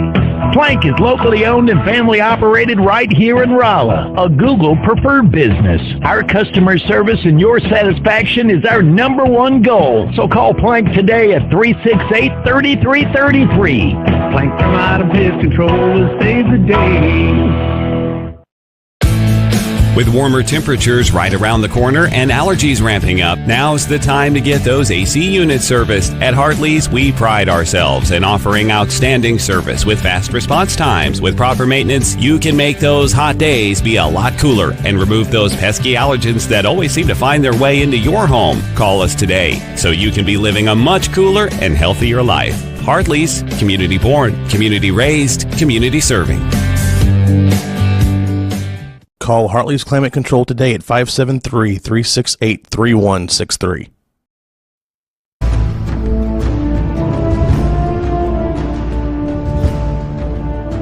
Never be too coy to tell your friends and family about koi sushi and hibachi.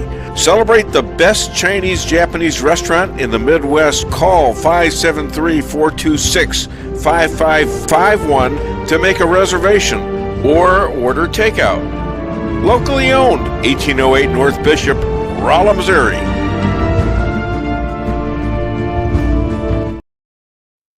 We can sum up McDonald's new crispy chicken sandwich in one word. Crispy, but also juicy and tender. Okay, it's crispy, juicy, tender, all one word. But then, also pickle. Oh, and potato bun, which is 2 words. Okay, we can't sum up our new crispy chicken sandwich in one word, so you'll just have to try it to understand it. Order ahead on the McDonald's app at participating McDonald's. Ba-da-ba-ba-ba. Merrill's Quarry and Asphalt, 40 years serving cities, counties, and everyday businesses with driveways for people who live and work in our little piece of heaven right smack dab in the middle of America. Call 573-578-9101 for your free estimate of rocking, rolling, paving, driveways, sealing, and striping too. That's 573-578-9101 for your free estimate. Your home is your castle, you don't need unwanted hassle. Don't let those creatures move in to stay. Let us protect your investments, that's what we're all about. Plank Termite and Pest Control will save the day. Plank is locally owned and family operated right here in Rala, a Google preferred business. Our customer service and your satisfaction is our #1 goal. So call Plank today at 368-3333. Plank Termite and Pest Control will save the day. Busy schedule? Let your locally owned Price Chopper help you save time with online shopping. It's easy. Sign up to tcmarkets.com or download our mobile app in the App Store or Google Play. Create an account and browse through the categories and choose the items you need. When you place your order, your personal shopper will get all of the items you've selected, taking the same care you would and following your notes. We offer free curbside pickup, so you don't even have to get out of your car. Start your online order today and no online shopping fee for a limited time. Go to tcmarkets.com or download our mobile app to get started. Price Chopper. Fresher savings every day.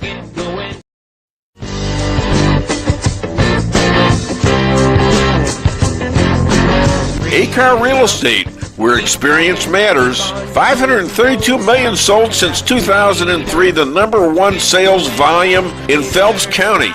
As a client for decades, I can say they are the best in mid-Missouri. Call 573-368-7355. That's 573-368-7355 for the best real estate experience you'll ever have.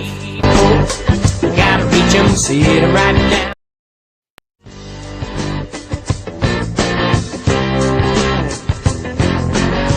Insurance going up like crazy? Daniel and Henry Insurance is one of the largest private insurance companies in the world.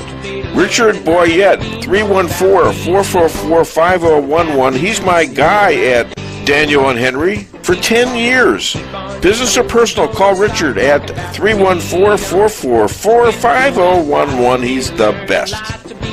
At Town & Country Bank, we are committed to providing exceptional service to our customers. We do more than just provide loans for our community. We help make dreams become reality.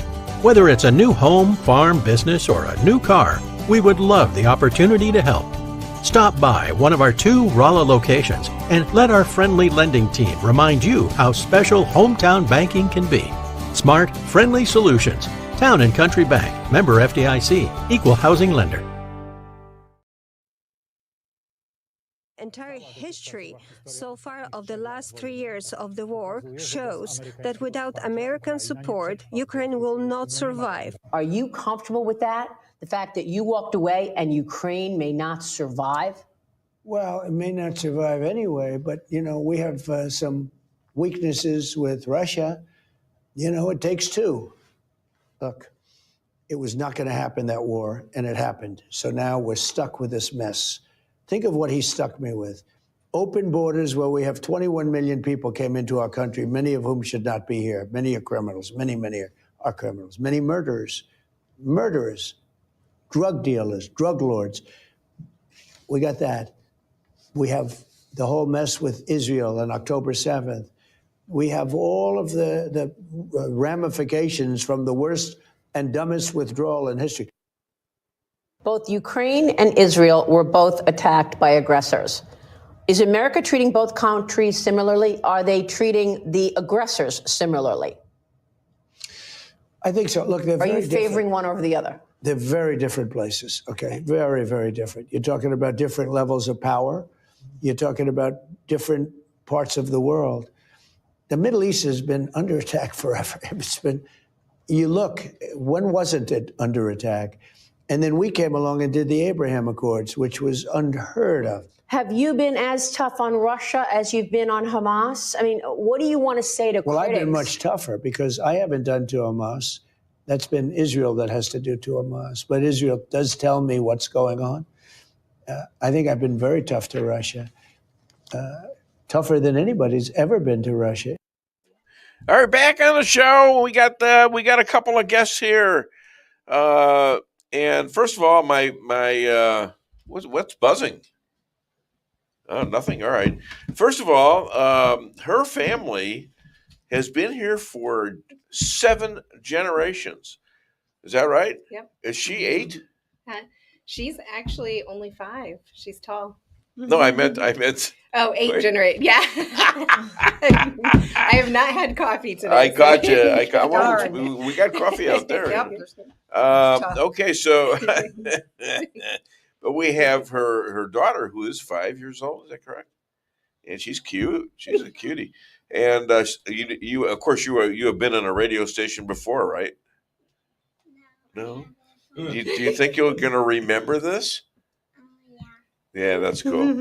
That's cool. She is also on the Rala City Council, and happy late birthday. Please welcome Megan Johnson and her daughter Emma.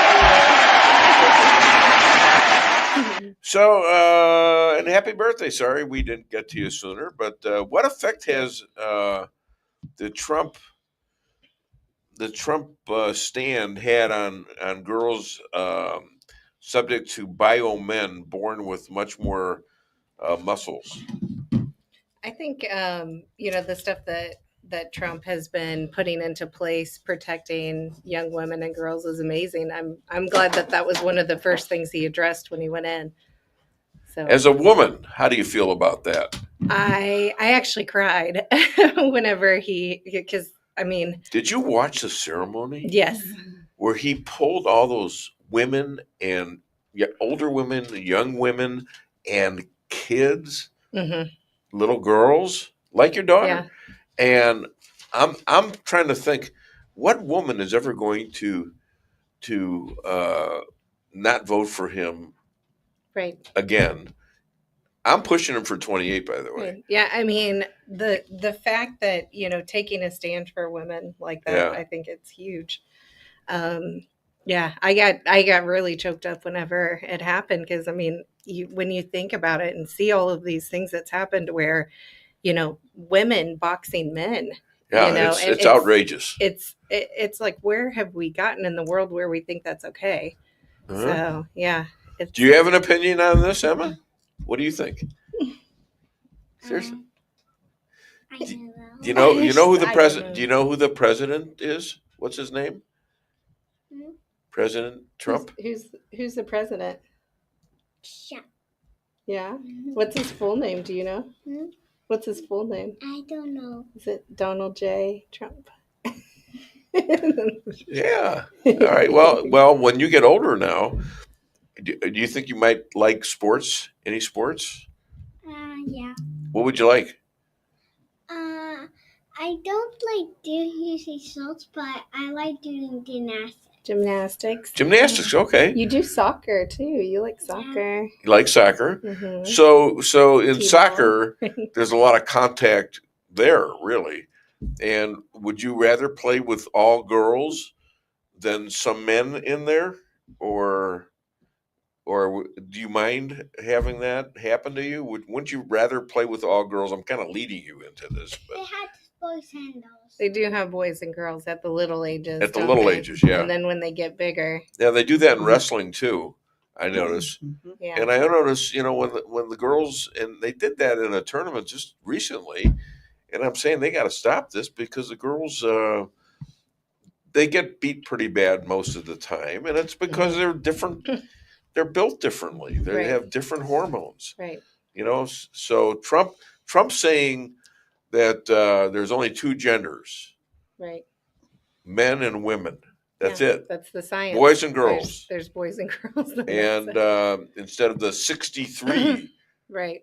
Which was very confusing, right? Yeah. Isn't that confusing? Boys and there's men. There's boys and women. Boys and women and girls and men. All right. I covered all of it, I think. But I do think with the sports side of it too, you got to think you're having, these athletes that work so hard to get to where they're at, and then to have somebody who is a man that is mediocre in that sport come in and dominate.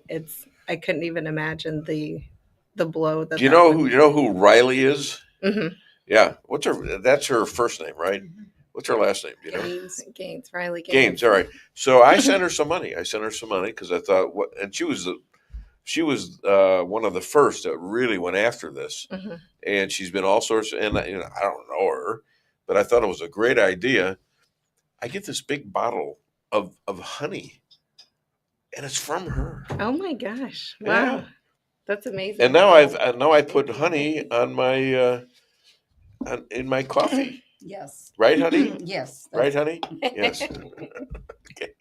So you can call her honey. You are starting to remind me of Kamala today. You're just. Oh, that's Kamala. Give me a break. Give me a break. That's boys. Wrong. That's just wrong. So. Men and girls.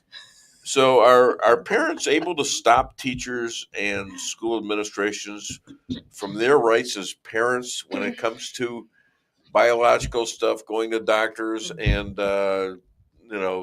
preventing the doctors from keeping the parents out of it, so to speak?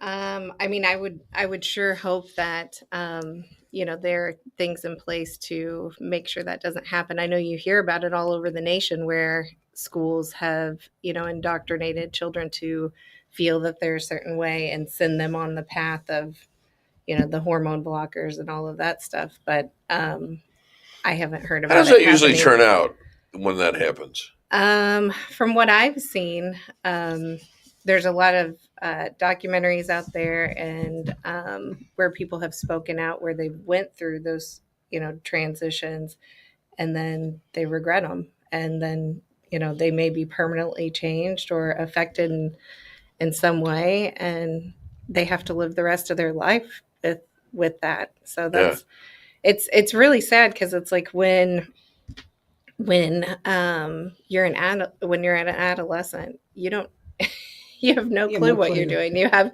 do you let your daughter drive? No. Do you drive a car? No. No. Would you? No. You wouldn't? I have a sister and a teenager. She's a teenager. Yeah. Your sister, yeah. So she takes you around, but she didn't drive when she was 5, did she? No. No. Why would that be? Why I didn't drive when I was 5. And so why do they not want little kids to drive at 5? It says. Oh, they don't have cars that are made for you. You're a little smallish for that, as I once was, and everyone once was. And you right? can't reach the pedals. So. You could not reach the pedals. Yeah. That's There right. you see. There you go. This is called common sense. You know this. There are a lot of grown-ups that don't get this. Can you believe that? They just don't get it. They don't want to get it. I don't know what they're talking about. They don't know what they're talking about. So tell me this now. Why did Amendment 3 pass? What do we now we know what that is, right. And you want to explain it a little bit? And well, there's so many parts to that, and so I know, not only the main thing that they were presenting to people, but there was a lot of other stuff stuffed in. Where did the money come from for that? It was a lot of out-of-state money. How much would you say? Would it 80-20 or? I would say somewhere in that. Because, really? Why? Well, where was that money? Where did it come from? So when I looked at the Missouri Ethics Commission, was looking through the donors, a lot of it was from New York, California, the more liberal states, because what they're trying to do is if they could impact us, in our way of life, why not? If they could push their agenda here, why not throw millions of dollars at it? What sane individual, left or right, would send money for that?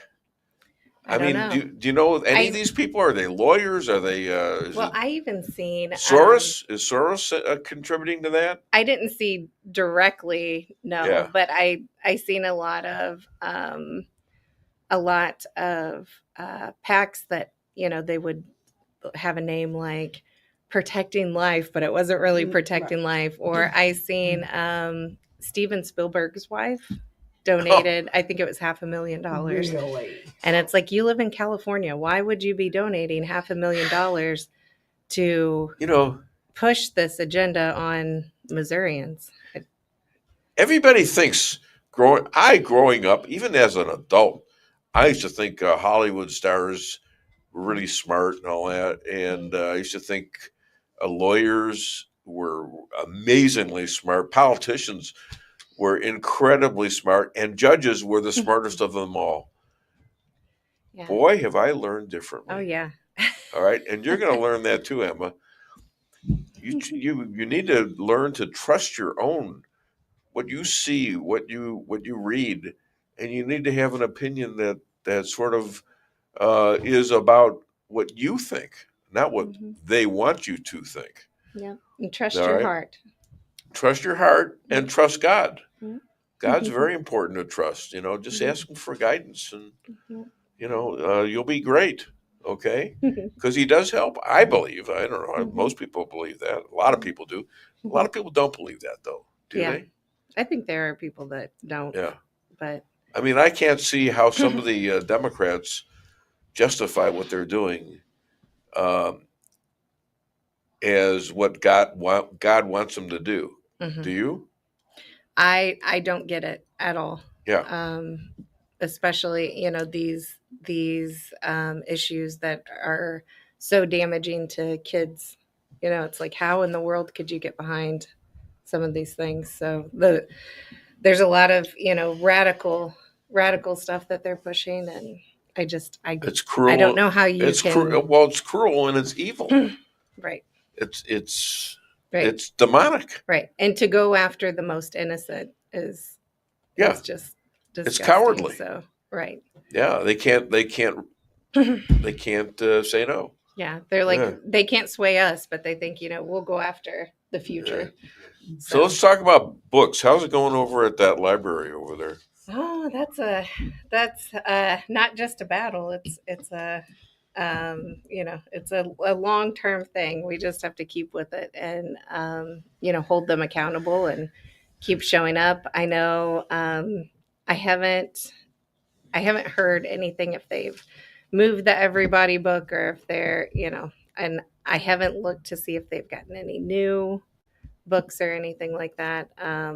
I would hope that they're not pushing. So did they take out the books that you wanted? So they took one of the books out. One of the books out. And put it in the adult junior section. And you're fine with that, right? Mm-hmm. Yeah. They're stupid books, but okay, that's First Amendment right there. That's all I ever asked for. Yeah. All I ever asked for was to just move it into the... you have created a safer place for the children here in Rala because of that. Congratulations. Thank you. My pleasure. My pleasure. Thank you. And especially for your own child growing up. Right. And that's something that, I'm gonna keep fighting for that because, one of the books still exists in the children's section. And in fact, it's in the science section of the science and health section. And that's the one where, it had the image of a man with child. So, it's very nice. Don't find that very science driven. Exactly. So. There's never been a case of that, has there? No. Name how many men have had babies? Do you know? Over all of the world, the whole world, 8 billion people, and half of them are men. How many do you think have had babies? I'll give you a hint. 0. Yeah. It never happened. Never happened. She's trying to think, well, have I ever seen like, that seems really She could have strange. guessed. Well, there was 20 there. They were, in a different country, but I didn't. No, it's 0. Are you learning anything here? Yeah. Good. What are you learning? You're learning a lot of stuff that's pretty interesting. And it's challenging too, isn't it? My sister can't drive yet, so she doesn't drive yet. She hasn't really wanted to do it. Yeah. But I have a brother, so yeah. You have a brother too? Yeah. Yeah? You have 2 brothers. Does he drive? No. Does he drive you crazy? Most brothers do. Sometimes. Yeah. Oh my. He likes you? Yeah, that's good. So you like each other. That's sweet. Okay, so what else do you have for me? Well, so when we talk about, the following the money and all of that, I actually, in my city council race, I have 2 individuals that are running against me. And it's pretty wild because one of them, she actually lives in my neighborhood. And I thought, well, it's weird because I don't know this woman and I know everyone in my neighborhood. So let me look here and see. And so I start digging into this and I find out that I see she wasn't, because I obtained records from the county clerk. And I see that she wasn't a registered voter in my ward. and I see that she was a registered voter in Ward 3, and she actually voted in the general election in Ward 3. And so... And she never switched? And so she switched right before she filed to run for... When she signed her candidate declaration, she switched her ward at the county clerk's office. What's she up to? So, well, with that, so her voter register, or her voter, when she went to vote, that is that's an affidavit. So it's a legal affidavit. You sign, you say, as election judges will say, is this your current address? Right. And, they initial and sign that it's the current address. So then she signed her candidate declaration saying that she has lived in the ward that she's seeking office for 6 months prior from the election date. Well, that's not 6 months. So from the time from April 8th going back, that's not 6 months. Right. And so, because you already stated on an affidavit that you were a resident of Ward 3 in November. So I'm sure she's dropped out of the race, right? No. No. And in fact, to remove her from the ballot, I would actually have to take her to court to remove her from the ballot. In other words, you'd have to spend your money. What kind of deal is that? Right. Who is your representative in the Missouri House of Representatives? It'd be Tara Peters. And have you talked to her? I haven't talked to Tara about it. I have. I filed I know Tara. A complaint with the Missouri Ethics Commission. I sent a complaint to the Secretary of State's office. So I've done some things because for me, it's black and white, and it's about election integrity. Right. And so this woman, either she lied when she voted, and she truly did live in my ward, or she lied on her candidate declaration. And both of them are, they're sworn affidavits, and they are, if you lied on your candidate declaration, that is a class, I think it's a Class A election violation, which you could lose your right to vote. Wow. And so this woman, from what I understand, she's an attorney. So I would think she would know better. Oh, she's an attorney? Yes. Oh, my gosh. There's something about They never lie. Did you know that, Emma? Attorneys never lie. See, you're learning. They do. They lie. They lie a lot, quite frankly. In fact, I got an attorney coming in here, and he's coming on in about 15 minutes or so, a little less. Yeah. So it's a McCloskey's. Oh wow. I'll ask him, do attorneys ever lie? I said, I refuse to answer on my Fifth Amendment rights. That's funny. Yeah. But so this woman, she's lived in Phelps County in the Rala area from what I could tell. Did you know her before? For 1 year. No, that's why I researched it, because I thought. Who does she work for as an attorney? Public Defender's Office. Here? Right here in this building? Yeah, right here in this building. That's what's so Get funny. her up here. Maybe oh she's my listening. God. I got a job for you. Send her, get her butt up here. Grab her a coffee, get her up here. That's great.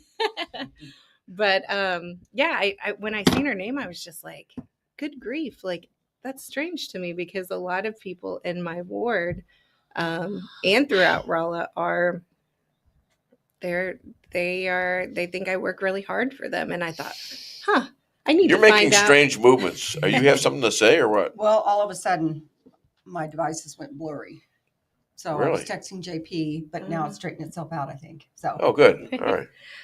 But, I wanted to find out more, because I thought, well, I wonder what it is that, what does she see that, that she's upset about or anything like that. I even went and knocked on her door, because that's how I am. I'm like, let's. Did she answer? No answer. Maybe she was in Ward 3. Exactly. I don't know. It's all phony. But and then I have the other individual that's running against me.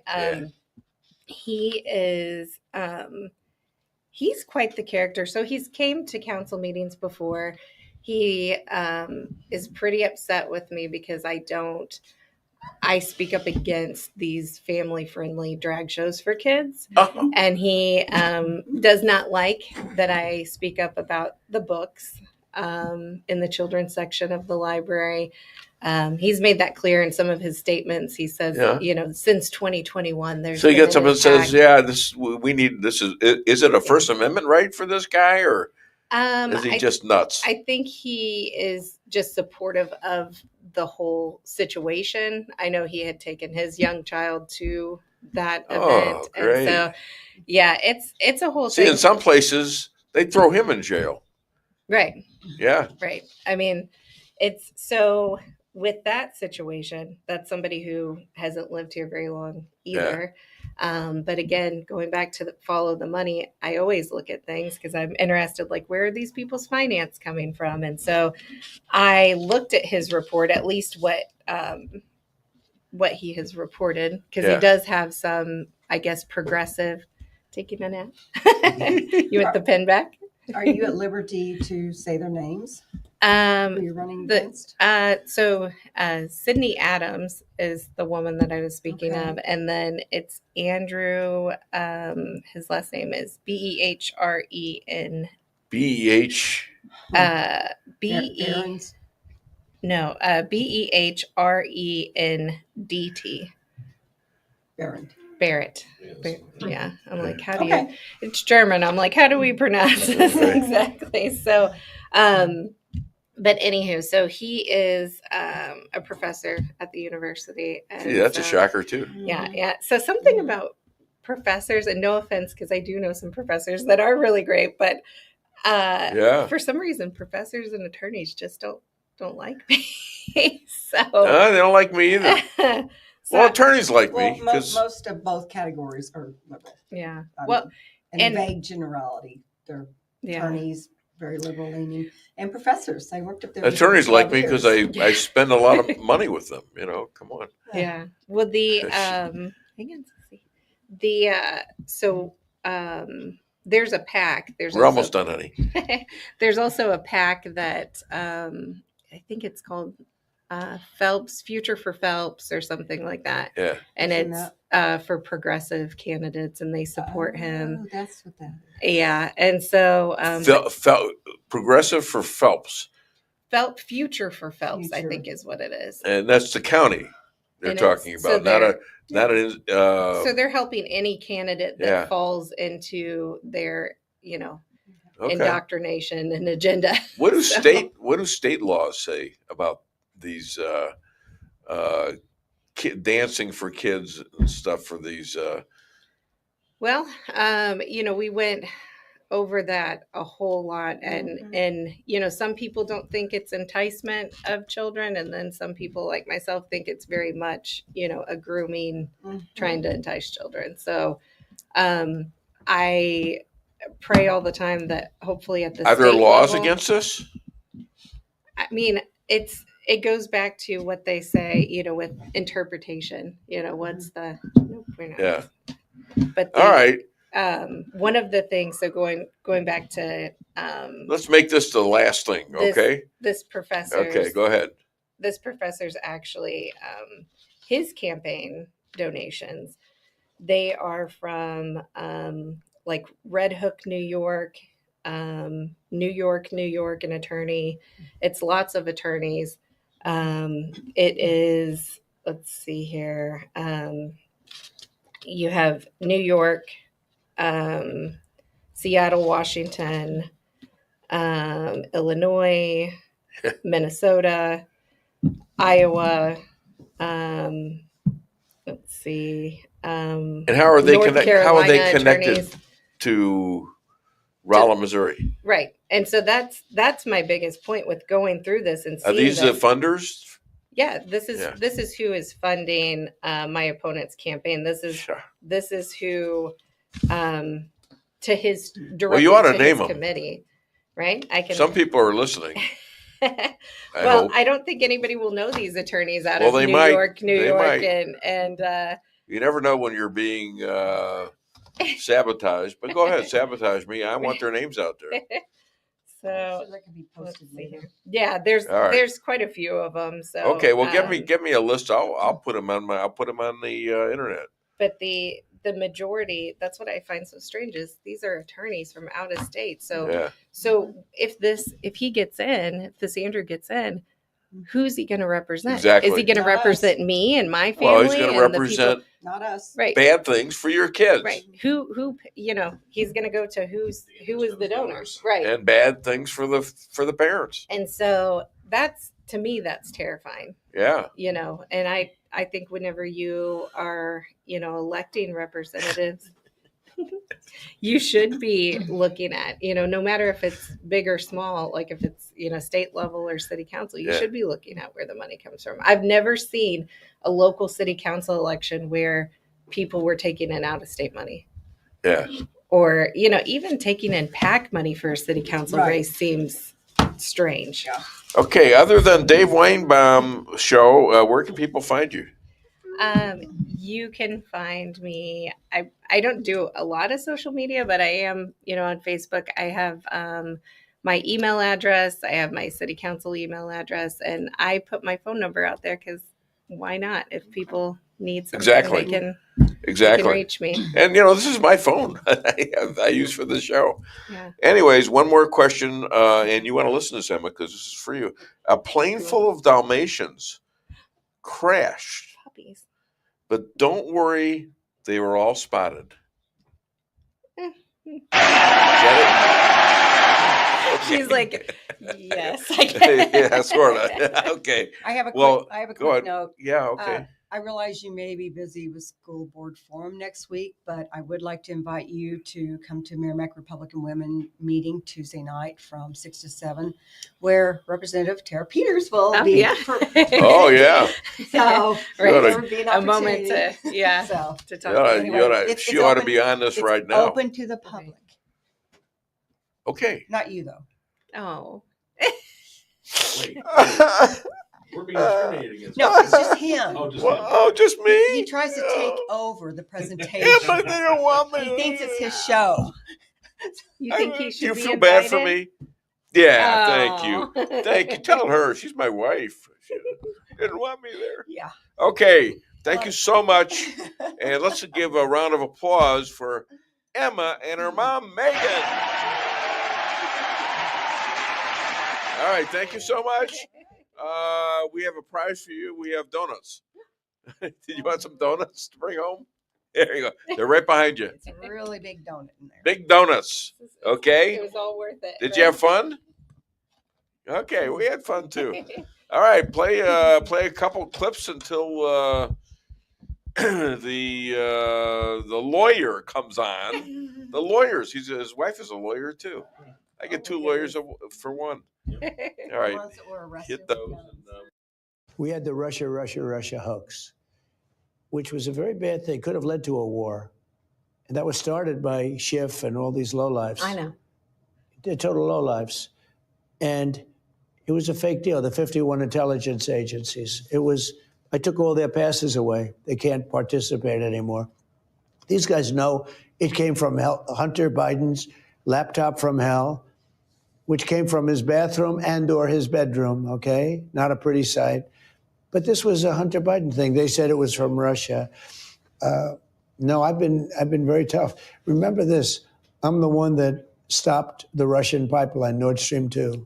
I stopped it. Biden came in and he approved it. I'm the one that put sanctions on Russia. I'm the one that gave the javelins against Russia. At the same time, I got along with Putin. I got along with Kim Jong-un. I got along with President Xi. But nobody was tougher, like on China, than I was. And then there are reports now that Russia says it will help the United States negotiate a nuclear deal with Iran. What kind of a deal with Iran do you want to do? You said they cannot have a nuclear weapon. Yeah. Well, there are two ways Iran can be handled, militarily or you make a deal. I would prefer to make a deal because I'm not looking to hurt Iran. They're great people. I know so many Iranians from this country. Well, not the leadership. No, not the leadership. The people. They're very evil people. No, but the people of Iran are great people. But they had a tough regime. and they'd meet and they'd be shot in the streets. I mean, it was a tough deal. All right, in a couple of seconds, we're going to have a couple of lawyers on here. We've been talking about lawyers for a while. Personally, I like lawyers, and generally they're on time, and there they are right there. Look at that. Oh, and I get 2 for the price of 1. Yeah. Deal were that. You just giving us poop before we got on? We talked about lawyers. I've got a young lady from the city council, and she's fighting for stuff, and she's having problems because they keep sending out-of-state lawyers send money to control our schools and to control our council. Okay, well, one thing the city can do lawyers, they would never do a thing like that. Yeah, one thing the city can do to save money and time of overburdened city employees is stop fighting me over getting my guns back, right? Yeah, you have trouble with lawyers too, don't you? I do. You don't have trouble with the one on the right there. No. No, you better watch yourself now. 2 of the bravest people in the world, they face 350 Antifa and BLM in their own home, who threatened to rape the woman, Patricia, and kill them both and steal their home. Please welcome, all the way from St. Louis, Mark and Patricia McCloskey. Now are you Irish? I am Irish. You know, when you did that intro, I'm always glad you mentioned rape the woman, because I was kind of worried about it myself. What? You were worried about getting raped? Oh, God. In our neighborhood. Yeah. Really? Yeah. Oh, my God. Really? Yeah. On the Irish part of this, right? My dad. Not that it makes a difference. No, that does make a difference. That would be wrong. Either way, it'd be wrong. Okay. Yeah. Then I'm So my sorry. dad's family I'm actually a little shocked that you brought it up. But I'm bringing this up because apparently Trump has put a 25% tariff on Ireland, and he's threatening to raise it to 200% if they ever send what's her name? Rosie back. If they ever send Rosie back. So have you heard that? Yeah, I mean, I love it. Keep her there. Keep her there. Oh my gosh. Yeah, you know, the only product of Ireland that I normally used to purchase was Guinness, but since I've become gluten free, I can't have my Guinness, and so now I don't. You know, yeah, we're Irish. My dad grew up in Chicago, right? But since the name ends in a ski, everybody thought he was Polish, and so hang on, turn off my phone. So every time he'd introduce himself as McCloskey, they say Polska, and he'd say no, Irish. And they'd hit you, right? Yeah, exactly. Well, I got a little story. You know, St. Pat's weekend right now. Oh yeah. And so last year, what I did was I put on a badge that said "Kiss me, I'm Irish." You know, and that worked out pretty good. And the year before that, I put on a little pin that said "Kiss me, I'm Jewish." I was kissed twice and beat up 14 times. Terrible decision right there, wasn't that? Anyhow, so this one needs to get a pin that says "Kiss me, I'm Hamas." Oh God! In New York, they'd be kissing them. Yeah, they would. All over the country, they'd be kissing them. My God, what a sick thing that is! I have a suggestion. Now I'm going to talk to Jeff Zink afterwards. You know very well. My opinion of you and your lovely bride is that you should be in the DOJ, working for Bondi and Cash in the FBI, and given the power to investigate the 1-6 committee, the prosecutors, judges, and juries, and recommend them for whatever they need to be recommended for in terms of criminal activity. Yeah. Is that a bad idea?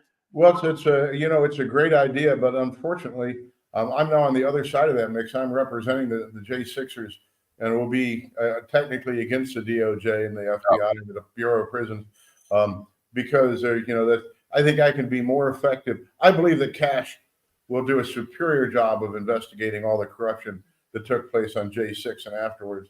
And I think I'm going to do a good job of representing the interests of the individual J6 political prisoners for compensation. I mean, I can go on for hours about this, but I mean, I guarantee you that there was an edict put out by the Justice Department, whether it was by Merrick Garland or by the White House, saying that everybody that is present on the Capitol grounds on J6 should be treated more harshly in the manner of their arrests, in the manner of their prosecution, and in the manner of their incarceration than any other criminals in American history.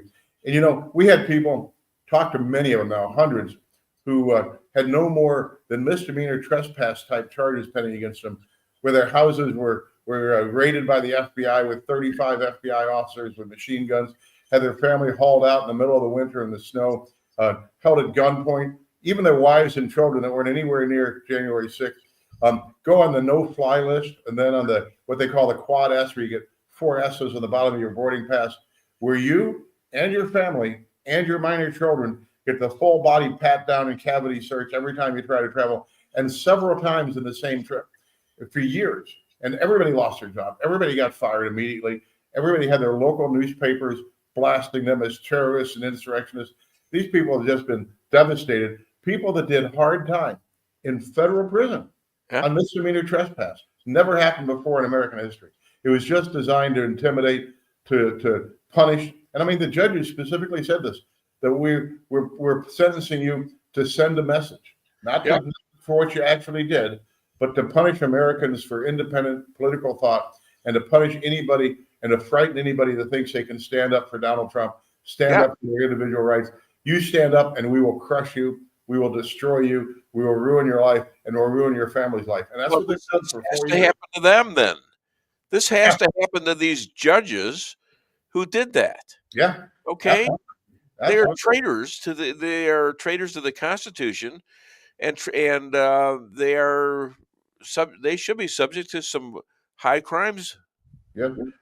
And you know, when I was running for U.S. Senate every day, when I was making my stump speech, I'd talk about how the reason why nobody likes politics these days, the reason why people have lost faith in the political system, is you see these people engage in absolutely corrupt and criminal activity, whether it's stealing millions of dollars from the government in defense contracts, or this unconstitutional behavior of these judges and prosecutors and faking evidence, destroying evidence, depriving people of their exculpatory evidence. Nobody ever goes to jail. There's never any actual retribution. That these people get away with it year after year and decade after decade. Nobody ever actually goes to jail. We need to end that cycle. We need to show that there's some actual justice in the world. And if you screw up, if you destroy somebody's life for political reasons, that's a crime, and you ought to go to jail for it. Now, is Cash having trouble at the FBI? Are there people that are revolting against him? I've heard a rumor that he's not using anybody from the FBI for his own personal protection. Well, I guarantee you there are people in the FBI that I find revolting, right? But they're all the leftovers from the last administration. Yeah. And yeah, there are in the White House too, and in every branch of government, there are still the never Trumpers that need. What are the chances of Comey having a trial and getting convicted? Boy, you know, I think when the facts come out, if you knew what I knew about J6, and if you had 3 hours, I'd give it to your listening audience. But yeah, I think Comey, this was not spontaneous. You didn't have all the judges and all the prosecutors agreeing that they needed to fake evidence and hide evidence and persecute these people for their political opinions, unless that came down from Comey or how many judges did that? Well, was there a lot of them, or a couple, or what?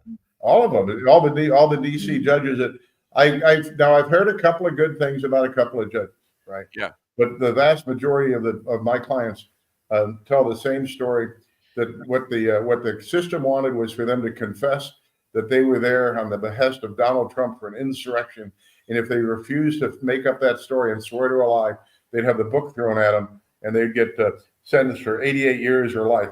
Thank God that these are all true patriots, and nobody rolled. Nobody would agree to lie to that. But everybody was threatened with people that did nothing more than stand outside the Capitol building. Were threatened with felonies that would cost them the rest of their lives in prison unless they confessed to a misdemeanor. Exactly. Yeah. What do you do about the people that confessed because they just didn't want to spend the rest of their lives in jail. Well, a coerced confession or a Yeah. confession obtained through torture and intimidation isn't a confession. All But right. that's what happened to these circuits. I've seen it 1,000 times. The judge, when taking a guilty plea from a defendant, will say, "Now, have you been promised anything? Have you been threatened? Blah blah blah." And everybody says, "No, no, no." But in this case, the answer was, in reality, yes, yes, yes. Now, I've been very rude today because I haven't asked Patricia anything. What are your thoughts on this? Well, it's pretty crazy what we're seeing. I was talking to a lady the other day whose daughter was studying in Europe, and she was coming back from her overseas trip. I think she was 18, and they detained her. Now, the woman, I think, was not in J6, but her husband was, and they detained the daughter in Europe and talked to her. They body cavity searched her in Europe, and they interrogated her. They did her father might have been there, and they did a body search on the 18-year-old daughter who had nothing to do with it. Nothing to do with it. Oh my God! And I was talking to a guy yesterday. Get this: this guy is a big game hunter. When the government wanted to arrest him, he was staying in a motel in Kenya, preparing to go on a hunt. And somehow our FBI knew where he was in Kenya in a motel and had the Kenyan police come and arrest him. You think that we aren't under constant surveillance? I mean, all this stuff is so frightening when you hear the details. It scares the socks off you. Does Trump have enough time to do this? I think there ought to be a push for Trump 28. Go ahead. It's a concern. It's a real concern. I mean, you even think what's going to happen in the interim, like just halfway through, do we really have just 2 really good years here and then everything is going to start to slide? It is a real concern for us what happens afterward. And even as we lawyers representing J6ers, there's a concern that they're coming after us after the Trump administration, just for representing J6ers.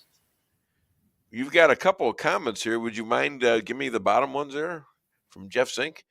Okay, this is from Jeff Zink. Mark is an outstanding attorney, and Patricia is the best part of the McCloskeys. All right. Woo-hoo! Give her a little applause right there. Come on. I caught that from Jeff Zink. I heard of him somewhere. He's going to be on next if you want to. Okay. It's up to you. I know you're busy lawyers and all that. Just like Jeff, my wife is the best part of this combination.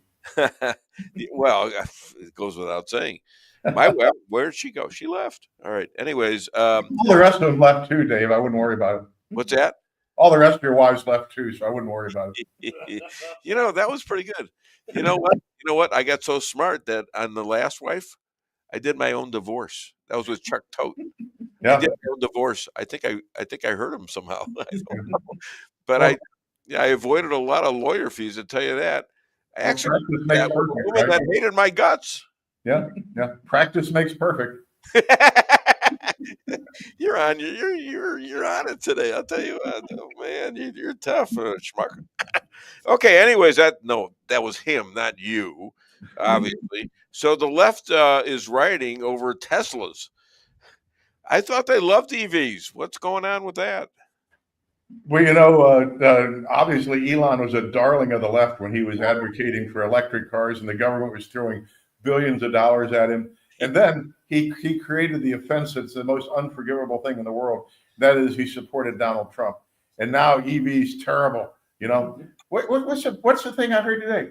Tiger Woods has been dating Don Jr.'s ex-wife for a year. Do you hear that? Wait a minute. Tiger Woods has been dating who? Don Jr.'s ex-wife. I haven't heard that. Yeah, that was on the interweb, as Corey Bush would say. Well, one of them died. Which one is this?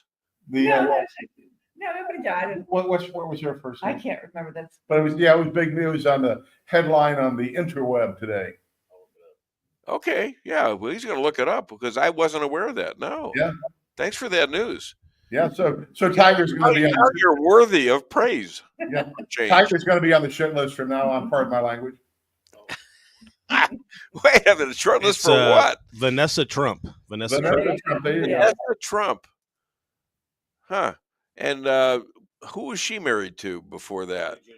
Huh? Oh, before Don Don? Jr. Oh, nobody. Don Jr. Yeah. Oh, Don okay. Jr. Mhm.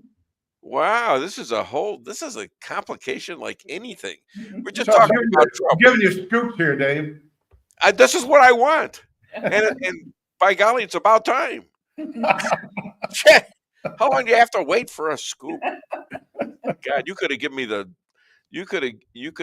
scoop about that woman that's in Ireland right now. Anyways, so did you see Michelle's petty criticisms of Barack? What's going on there? He supposedly is dating a gal who's a famous TV star, Austin. Yeah. Well, come on. You're talking about Yeah. Jennifer Aniston. Yeah, Aniston, right? You like men? What? He likes Michelle. Yeah. Well, I don't know. Michelle's got her own podcast now. Did you know that? Yeah. I'm in competition with Michelle, and I'm beating her. Yeah. Dave versus Big Mike. Yeah, how about that? That might be too much to take. Yeah. Right there. I did on my radio program last week. You know what? What's his name? Randy Quaid calls the Hollywood star whackers, right? And, and so we're talking about Joan Rivers, right? Joan Rivers gets asked on a stand-up interview where she's walking into her condo, do you think we'll ever have a tranny in the White House? And she says, we already have one. And they say, and she says, Michelle, right? Guess what? She goes in for some simple surgery. Guess who doesn't come out of that surgery alive? That's very interesting. She was 81 at the time, wasn't she? Yeah. But still. Well, and then you get. Let me go on this tirade. They have been trying to sell us. The power structure has been trying to sell us more and more unbelievable ways people die and get you to believe it's suicide. Do you remember David Carradine, Kung Fu? He's in a hotel room in Thailand, I think, and they claim he committed suicide by tying a belt around his neck and over the curtain rod in his closet and trying to give himself autoerotic asphyxiation, right? And they sold the world that was a suicide. And then you get Mick Jagger's girlfriend, Loren something, who they then claim, well, she's in Paris, I guess, that she tied a silk scarf around her neck, tied it around the doorknob, sat down and strangled herself. And people bought that. And so they said, okay, we can sell people just about anything. Then Robin Williams, right? He then commits suicide by taking his belt, putting it around his neck, closing it in his closet door, and then sitting down. And people bought that. So then we go up to Jeffrey Epstein, right? That's right. I just wrote that down, Epstein. He's in a maximum security suicide watch cell with tearaway sheets, nothing to hang himself on except his bedpost, which is this far above the ground. He ties his tearaway sheets to the top of his bedpost and somehow lays down and strangles himself. And half the people in the country believe that crap. Wait a minute. And Bill Barr defended that. And he knew all about it. He was the head of the FBI and all the other. He was DOJ U.S. attorney. The cameras just miraculously turn off. The guards are out having a sandwich break. Gee. And Bill Barr, he lied about a lot of stuff. That guy, he was bad news. Yeah. December of 2020 or 2021, and he is 2020 still, and he's saying, oh, there was no cheating at all. That would complicate the election. Well, how would he know? Did he show anybody his massive investigation to find out whether there was cheating or not? Who doesn't believe right now that election was fixed? Yeah. And whenever the government tells you this was the safest and most secure election in history and there was no fraud, right? Every election, City of St. Louis is going to have a mayor's election in less than a month. I guarantee you there'll be fraud in that election. There's fraud in every election. And when the federal government says, when Bill Barr, as the Attorney General of the United States, says there was no fraud anywhere in the United States in the 2020 election, the exact opposite is the truth. Well, they tried to cheat in this election too. They were ready for it. Trump was ready for it. Do you think it was maybe a blessing that he skipped the 4 years and then came back with so much more knowledge and just the humor and the fact that he got shot in his ear and And he's that such a somehow smart he got anointed by God is what he believes, and I kind of believe that too. Yeah, absolutely. What do He's you? so much more aggressive than he would have been if he had just continued on. Yeah, Mhm. yeah. He was. I mean, he was so different now than he was back then, and all the people. You know, I did my monologue on the fact that all these people have just turned into idiots, and it was proven by what they did with blacks in the '60s, where they were paying. Suddenly decided these heirs to the KKK, the Democratic Party, somehow they're going to take care of the blacks, and the blacks are going to, they're going to pay women to have babies, and they're going to, let the men off the hook, so to speak, because it didn't matter where the babies were fathered by, and they sold them away in sort of a different kind of slavery, where they were loyal to the Democratic Party because they got to do whatever the hell they wanted to do. And that lasted until the border crises. That lasted until Biden. We needed Biden to happen before Trump come back. All right, that's what I'm saying. Or whoever was actually running the White. We now have evidence that all those executive orders that Biden allegedly signed were just rubber stamp signatures, right? So And that was from Bailey, right? Bailey. Yeah. No idea who actually was running the government. And you elect presidents. You don't elect a figurehead. This isn't England. This isn't King Charles. We actually elect the president to run the country. And if for 4 years somebody other than the president, even if it's Dr. Jill, who's running the government, that's illegal. I mean, all that stuff should just be moot.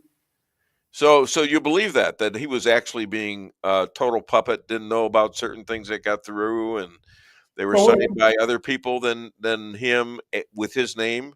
Yeah, and I can't remember the story, but somebody was telling me yesterday that one of the senators and talking to Biden saying Johnson, Ron Johnson was saying, why did you sign that executive order? Executive order. And he says, I never signed that. I didn't do it. 3 days ago. Yeah. Oh my God. And so that kills all the pardons, just about, doesn't it? I would hope so. Yeah.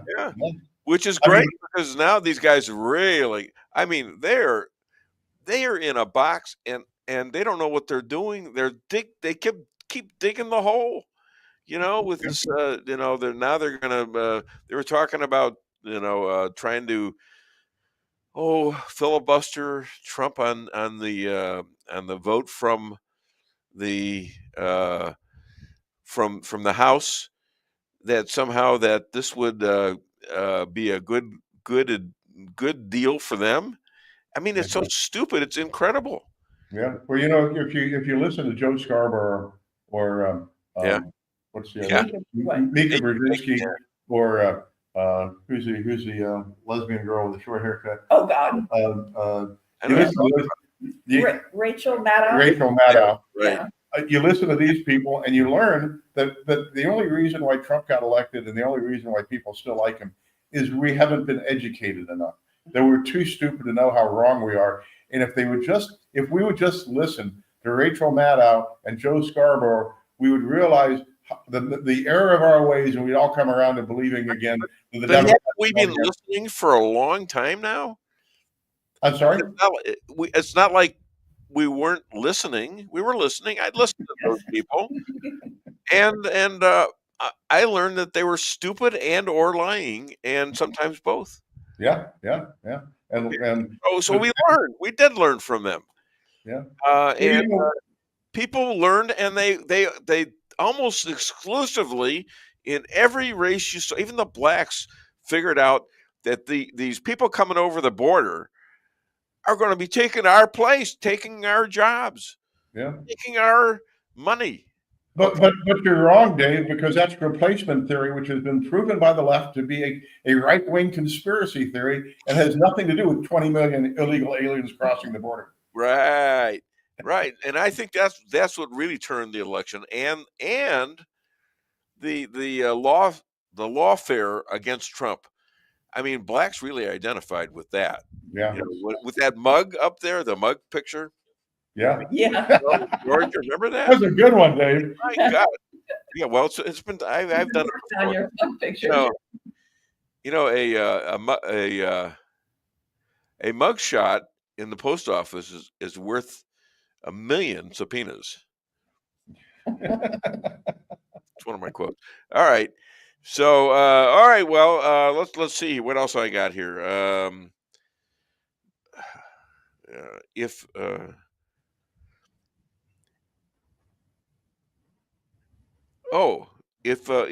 Pat said all this crap about you that they're saying about Donald Trump, the left, what would you think? And that goes for that. Oh, that goes for Michelle in her podcast. She's actually tearing into Obama. Well, you know, in my case, I probably deserve it, right? So, you know, all I do is I say, well, you know, yeah, that's why I wear body armor at the house. Would Pat have a podcast about it? Oh, I have stuff I could work with. Oh, believe me. Oh, every married couple does. Come on, she's gonna have one day. She's gonna have a podcast talking about that rotten husband you used to have. And they've already brought up my many marriages. I think I heard you doing that from the next room. Well, they gotta hear me. All right, listen. You're welcome to stay. I have our next guest coming on. That would be Jeff Zink. You want to stay on? I'll stay long enough to say hi to Jeff, but I've got to scoot. Unfortunately, there's only 1,583 J6ers, and so I'm up to my you know what. Yeah, you're a little busy, aren't you? And that's great. You're the main lawyer for these people. Is that correct? But it's myself and Peter Tickton, who's Donald Trump's oldest friend. Peter and Donald Trump roomed together in military school, and Peter's been the president's lawyer ever since. So Peter and I are. You're going to be busy, but other than Dave Weinbaum show, where can people find and hire you? At McCloskeylaw.com, McCloskeylaw.com. You can see me on X at McCloskey USA, on Facebook on McCloskey Mo, and on Rala on Mark McCloskey on Fire. So I may be wrapping up the radio program because it takes a day out of my life each week. And thanks to people like Christopher Wray and Merrick Garland, I'm going to be a little busy for the next year or two. Well, you're going to make some money and you're going to deserve it. And my next guest knows that all too well. He is a kinesiologist. I love saying that. Division I football player and basketball referee, and hopefully RFK Jr.'s chief of staff. Please welcome, all the way from, I don't know where the hell. Are you in Arizona or D.C.? In Arizona. Arizona, Jeff Zink. So should I imply that you're in Arizona? Anything to that? No, in fact, things are going to start moving after this weekend. I've already been notified, and so we're going to be moving forward, and then hopefully very quickly I will be in Washington, D.C. So that's kind of a confirmation to the process of what of going through everything and stuff, and then talking to other things. But what I wanted to do is Mark, I need to make another phone call to you. I've got probably another potential client for you for Kim Yater, who is the co-founder of Take Our Border Back. And so she was saying that there's some things that she's looking into. So and asked if I knew a good attorney. And so I said, yes, I did. I appreciate it. Does she want a second opinion? Well, Patricia, what do you think? No, I got stuff on him. I don't know. Dave, Jeff, take care. We got to. All right, take care, guys. All right, see you later. All right, thanks. So, Jeff, now does that mean that you're going to be the chief of staff? Well, my understanding is that they're asking and doing some rearranging, Yeah. And as soon as they get that finalized, they're trying to nicely ask people to step down. Otherwise, they're going to be forcibly stepping down. Because he has And chief of staff already. Is that correct? he has a chief of staff, but the deputy chief of staff, which is the position I'm being looked at, is being created. And so they're going to kind of do away with the chief of staff and then the deputy chief of staff, which will be directly underneath Bobby and will be handling. And my job literally will be working at the pleasure of the president and Bobby Kennedy. So whatever their vision is for HHS, however they want to do that. But I caught, and I've got a meeting with Bobby Kennedy coming up here after Dr. Oz's confirmation gets done. And Dr. Oz is what? What is he doing? He's going to be looking at the Centers for Medicare, Medicaid services. And so that's HHS too, right? Yes. Okay. Well, that's so interesting. People you're working with up there. I mean, that's going to be great. So, well, the thing is that once we get once Dr. Oz gets confirmed, then Bobby said that he wants to sit down because I've made statements that I can save $1 trillion in hospital health care across the United States. That I've got an insurance policy that will replace Obamacare, which is what President Trump wanted to do in his first term, but because they dragged their feet, they couldn't do anything. And we've already got this working right now in the private sector. And it's really interesting because what we've got is we've got a group of physicians that are able to take and reduce the costs for cancer patients, overweight patients, diabetic patients, and things. And we're able to do this for hundreds of dollars, not hundreds of thousands of dollars and stuff. And so by doing that and absorbing that 2% of the population for every employer, we can then turn around and segregate the other ones, and then we can reduce their premiums in the cost of a couple of $100 with premium for their insurance right off the bat. So we can actually save them a lot of money, give money back to the American people. We can actually give more benefits at a reduced cost. And then things like cancer, where they're doing chemotherapy and radiation, we can do alternatives. And instead of it being $30,000 a month, it would be about $900 to $1,200 a month. Wow, so that's the difference. That's huge. So let me ask you this. Trump is, he's only got 4 years to do this, a little less than 4 years. Should there be Trump 28 as well? Well, and really fix I mean, the country? The thing is that we can do this. My goal and what I was telling, I've been texting Bobby back and forth, and I told him, I said, we can have this in place by July. That means that from July to December, we could get data that is then given to the American people and let them see the transparency. So the thing is that what we want to do is make this where it is transparent, where people can actually see the savings up front. They can see what's going on, and we can show them the difference between what they had and versus what we've got. And so these are things that we're rolling out, and I'm willing to put the insurance companies that we've been working with against any of the other insurance companies, and let's compete. Let's put where we have competition against that again, instead of what we had before, which was the fact that with Obamacare, when they did that, they literally did away with any competition whatsoever. So that's the problem, you know. And then we also have the PBMs, which are the pharmacy broker managers that you would think would negotiate a price between what drug is being sold in the market.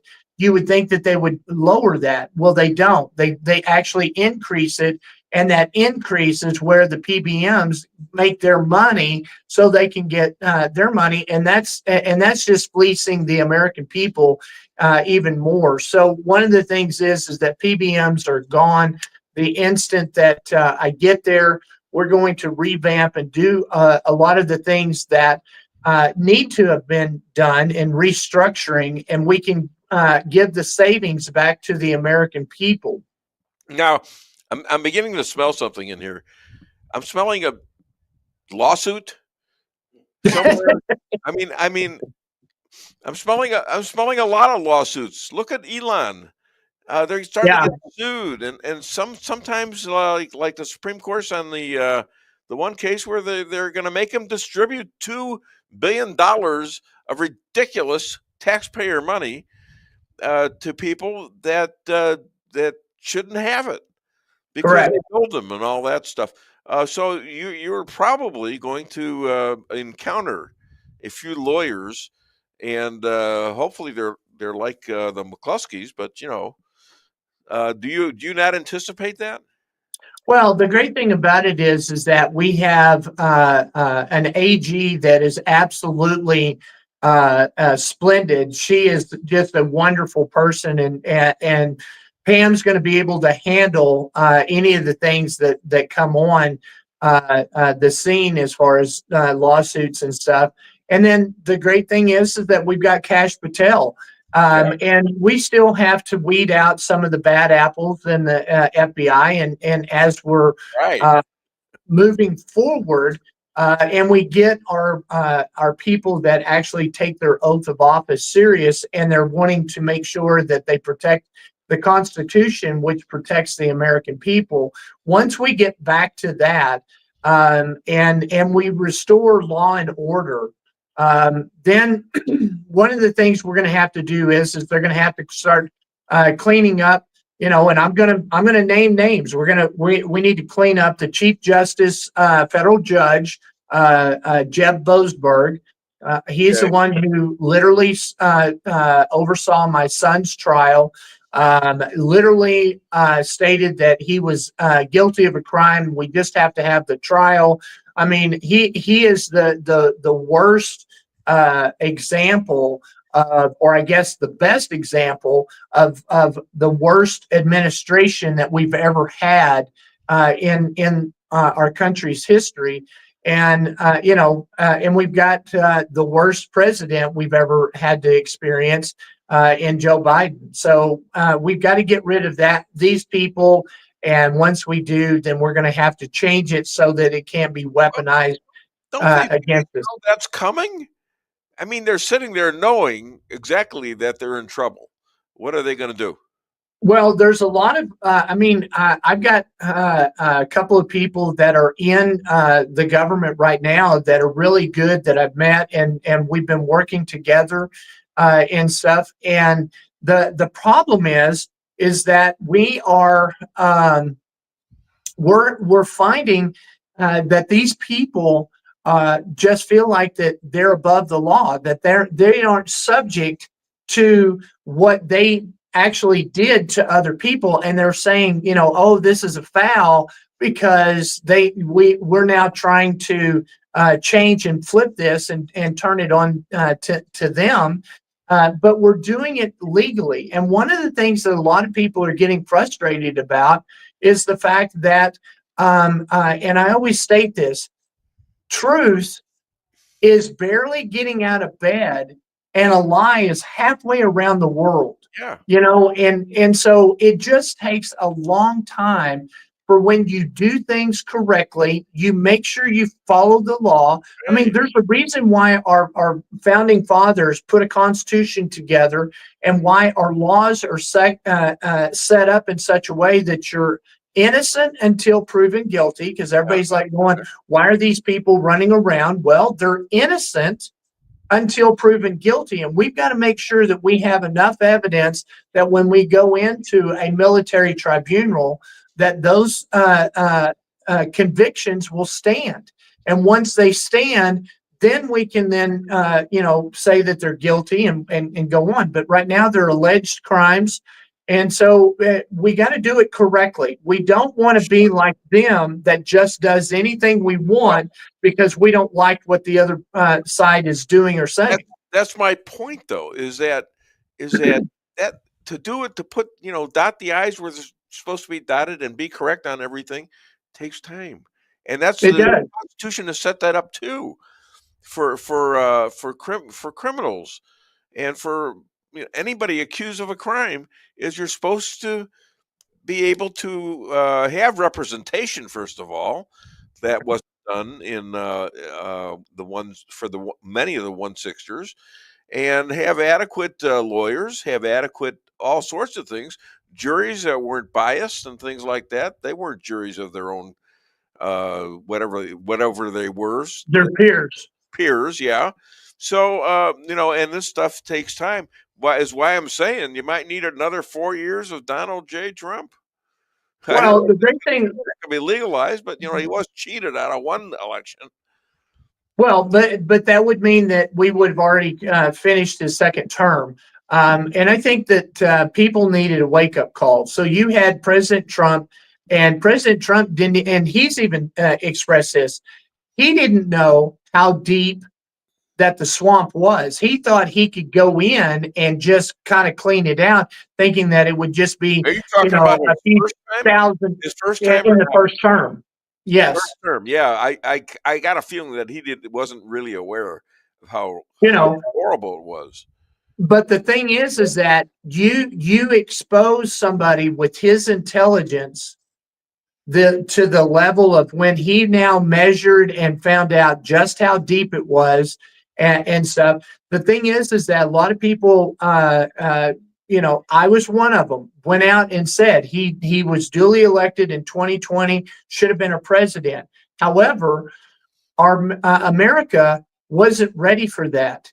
And we needed to go through Joe Biden. We needed to see how bad the Democrats were and how they were opposed against the Republicans. And we needed to find out how much that the Democrats hated us. And we had a great example of that, where they never even stood up and clapped or applauded a child that had survived cancer.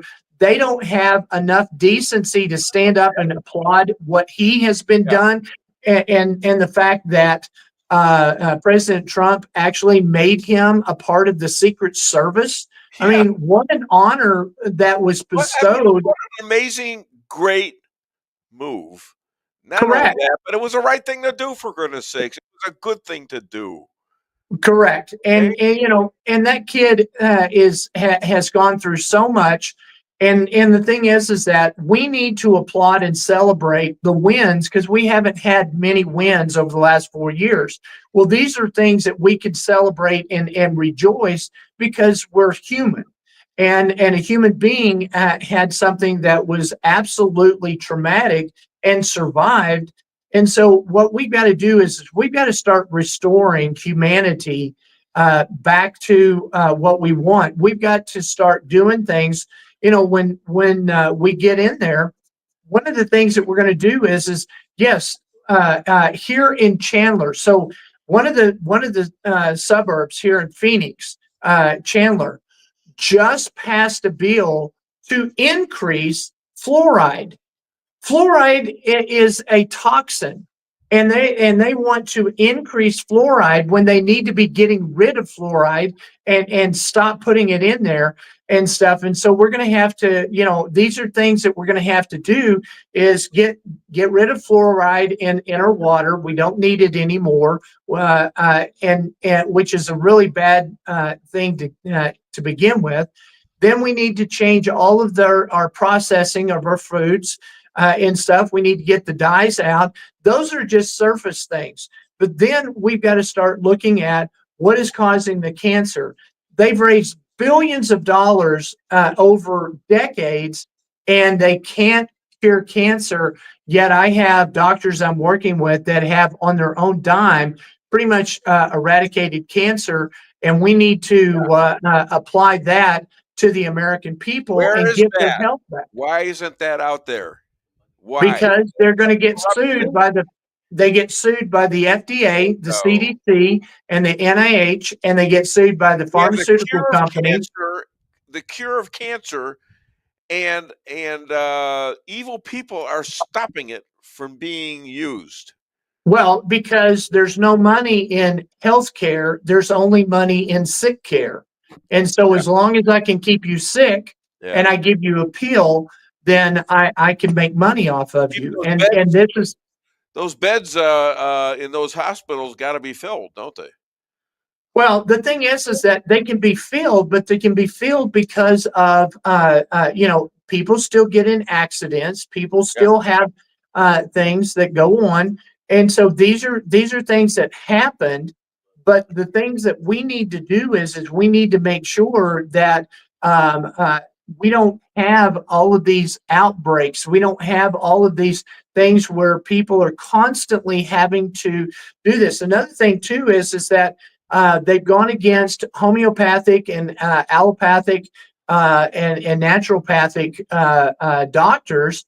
And so the thing is that God gave us plants, and in those plants have healing. And if we go back to that type of deal, so if you have a sore throat, if you take lemon juice, honey, and mix it up with some warm water and stir it up right there, and you drink that, it will actually cause your back of your throat to start feeling better, because the honey will coat it and make sure that it's not have any bacteria or anything that's there. The other is the lemon juice actually goes in and purifies that area and stuff. And the warm water's just so that you can kind of drink it and keep it on the back of your throat a little bit and stuff, and maybe even gargle with it. But this is a remedy, and so you don't have to go and buy the longises, and we don't have to buy the elixir. Honey works for you, right? It does work for you. You know, honey, did I not tell you that? Honey, I have it in my coffee every morning now. I swear to God, it's great. And it makes you regular. All right, so your thing is about the hospital being filled, all right? Well, I got a short clip for you here. I'm going to play it for you. Okay.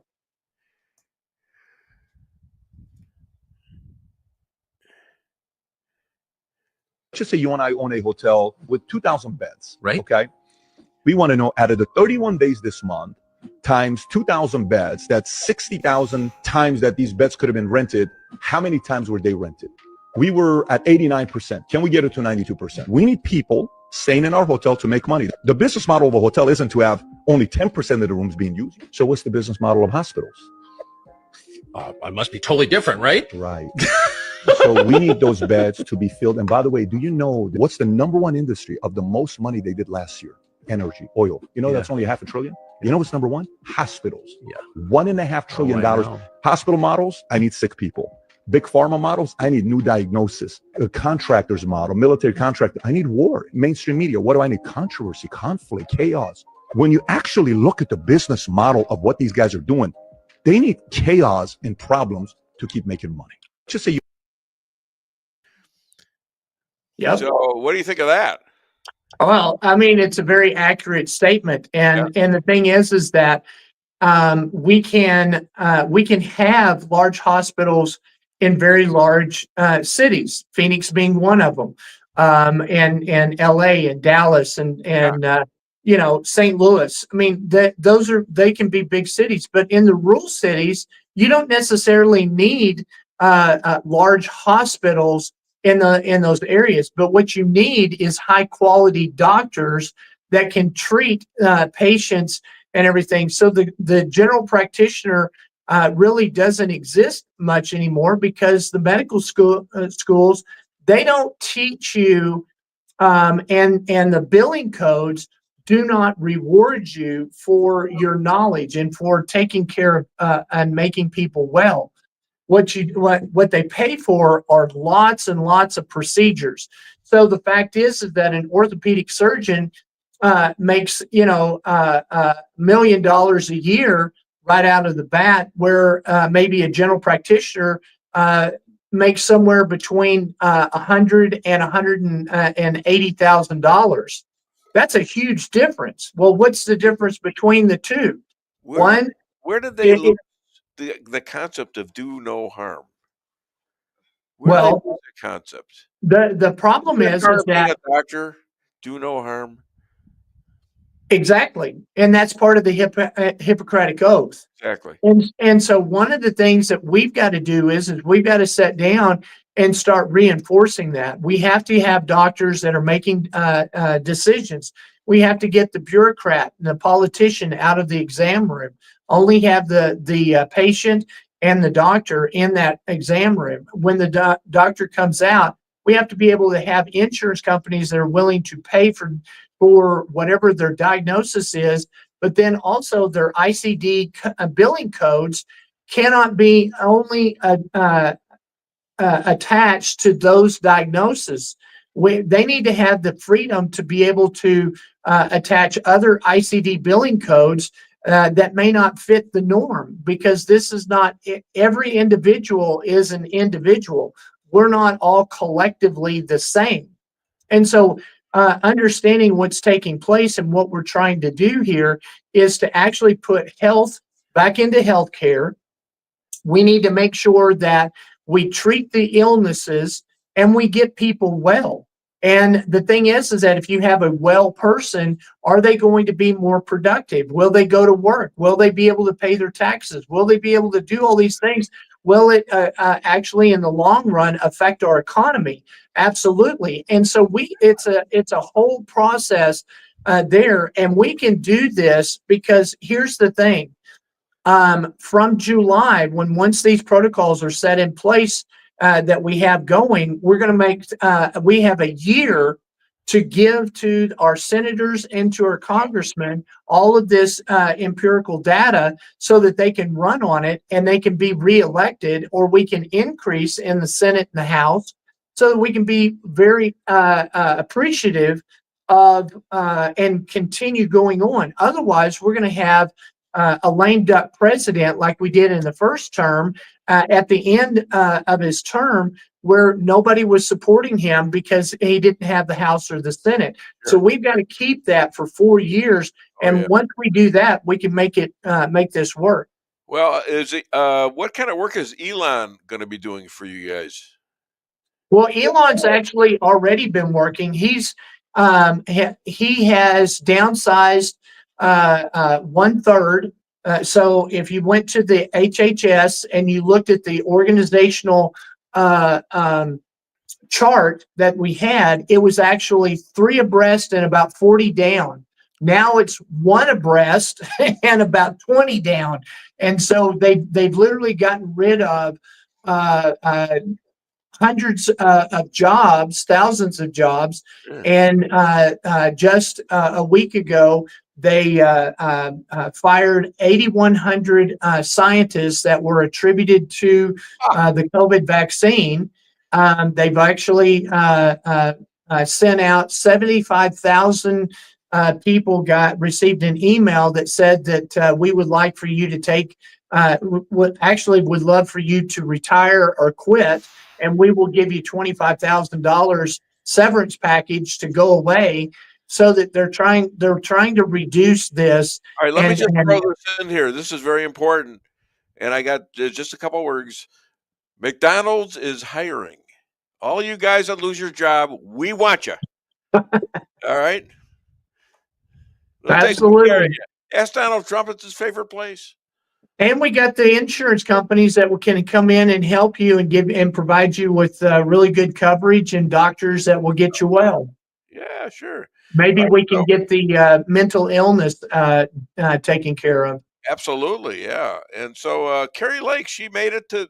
She's working for Trump right now. What is she doing? She's running the media aspect of President Trump and making sure that they get the information out to people and what's actually really good for and accurate information to the public. All right, Patricia Odin Maxwell. So happy for you, Jeff. We need people like you in our offices. That's the truth. Who else do I got? Rico Camino. Good morning. Yeah, forget about it. What was it? What was the one you had up there? Christopher Rosani. We call him the Godfather here. Very interesting and informative. Chaos creates cash. We're not going to do. I can't do the big one, obviously. So okay. So that's what else do we want to talk about? Let's see. What do I got here? Well, one of the things I always like to try to do is that try to, if you can, post out to try to help Ryan. Ryan is really he finally got a job, and so he's only been a couple of days, but he's trying to raise money for his legal defense. Mark McCloskey is going to be one of the attorneys that is going to be representing him, along with Peter Tickton. Sidney Powell's probably going to be in the background a little bit and stuff. And so we're going to be moving his case forward, probably going all the way there. But you can go to givesendgo.com/Ryan Zink. And $5 from 500 people is a lot of money that would help him out. And so I am a contributor to that. Yes, you are. Yes, you are. Putting my money where the mouth is. Okay. So yeah, and that's great. And we got the link up here right now. So Cash Patel, did you get cleared by the FBI, or is that still problematic? My understanding is that they're still looking for my file that was created when I started running for Congress. Really? So yeah, there's all kinds of problems and issues that are taking place. Remember, you had a lot of people that believed and are lefties that think that anybody who's part of the J6 or Republican is mentally ill and stuff. I even have people in my own LD that have come out and made that statement because they are Democrats that have been embedded in our LDs. So, you can recognize them pretty quick. What's an LD? I'm showing my ignorance. Legislative district. Oh, okay, legislative. Did you know that? No. That's good. All right, I feel better now. Oh, good. So, the Democrats. Let's go back to them. They're yelling at each other, and they're screaming at each other, and they're making themselves look evil. To your point about the little boy with the cancer in his head, and he wanted to be a cop all his life. Trump makes him as part of the Secret Service. And that kid was so loving and so grateful. I think one Democrat actually stood up for this. One. And they sat there like, I mean, who could vote for people like this? I want to go beat the hell out of them. I mean, I'm talking about how they talk about MAGAs. Well, the thing is that they always say that we're the ones that are out of control. We're the ones that they're scared of. We're the ones that are, shooting up everything. But then when you look at it, and all of the school shooters were transgendered, mental ill people that the left had sold them a bill of lies, and they revolted against it by doing what they did. I mean, these are things that we need to sit down and look at. The other thing too is that we need to start remembering what our Constitution was about and what it was founded on. Right. It was founded on Christian values, and Jewish values. Where did we get our government? Out of the Deuteronomy. Where did we get our laws? Out of Leviticus. I mean, it's Old Testament, comes straight out of the Torah. It's exactly what God has asked us to do. It's what he asked to when the Jewish people said that we wanted a king, we wanted somebody to rule over us. And God said, well, I've given you everything, just allow me to rule. But no, so we've now taken that same idea and we put there. But what man puts together becomes corrupt, and because they're given power or perceived power, and then that power corrupts absolutely. Okay, I got to stop. I got 30 seconds left. All right, okay. My friend, thank you so much. And we'll try to contribute to Ryan at what? At gibsongo.com/Ryan Zink. All right. Thank you all for listening. I thought it was a great show, and I had a lot of great comments. Great guests for sure. And you're looking at one of them.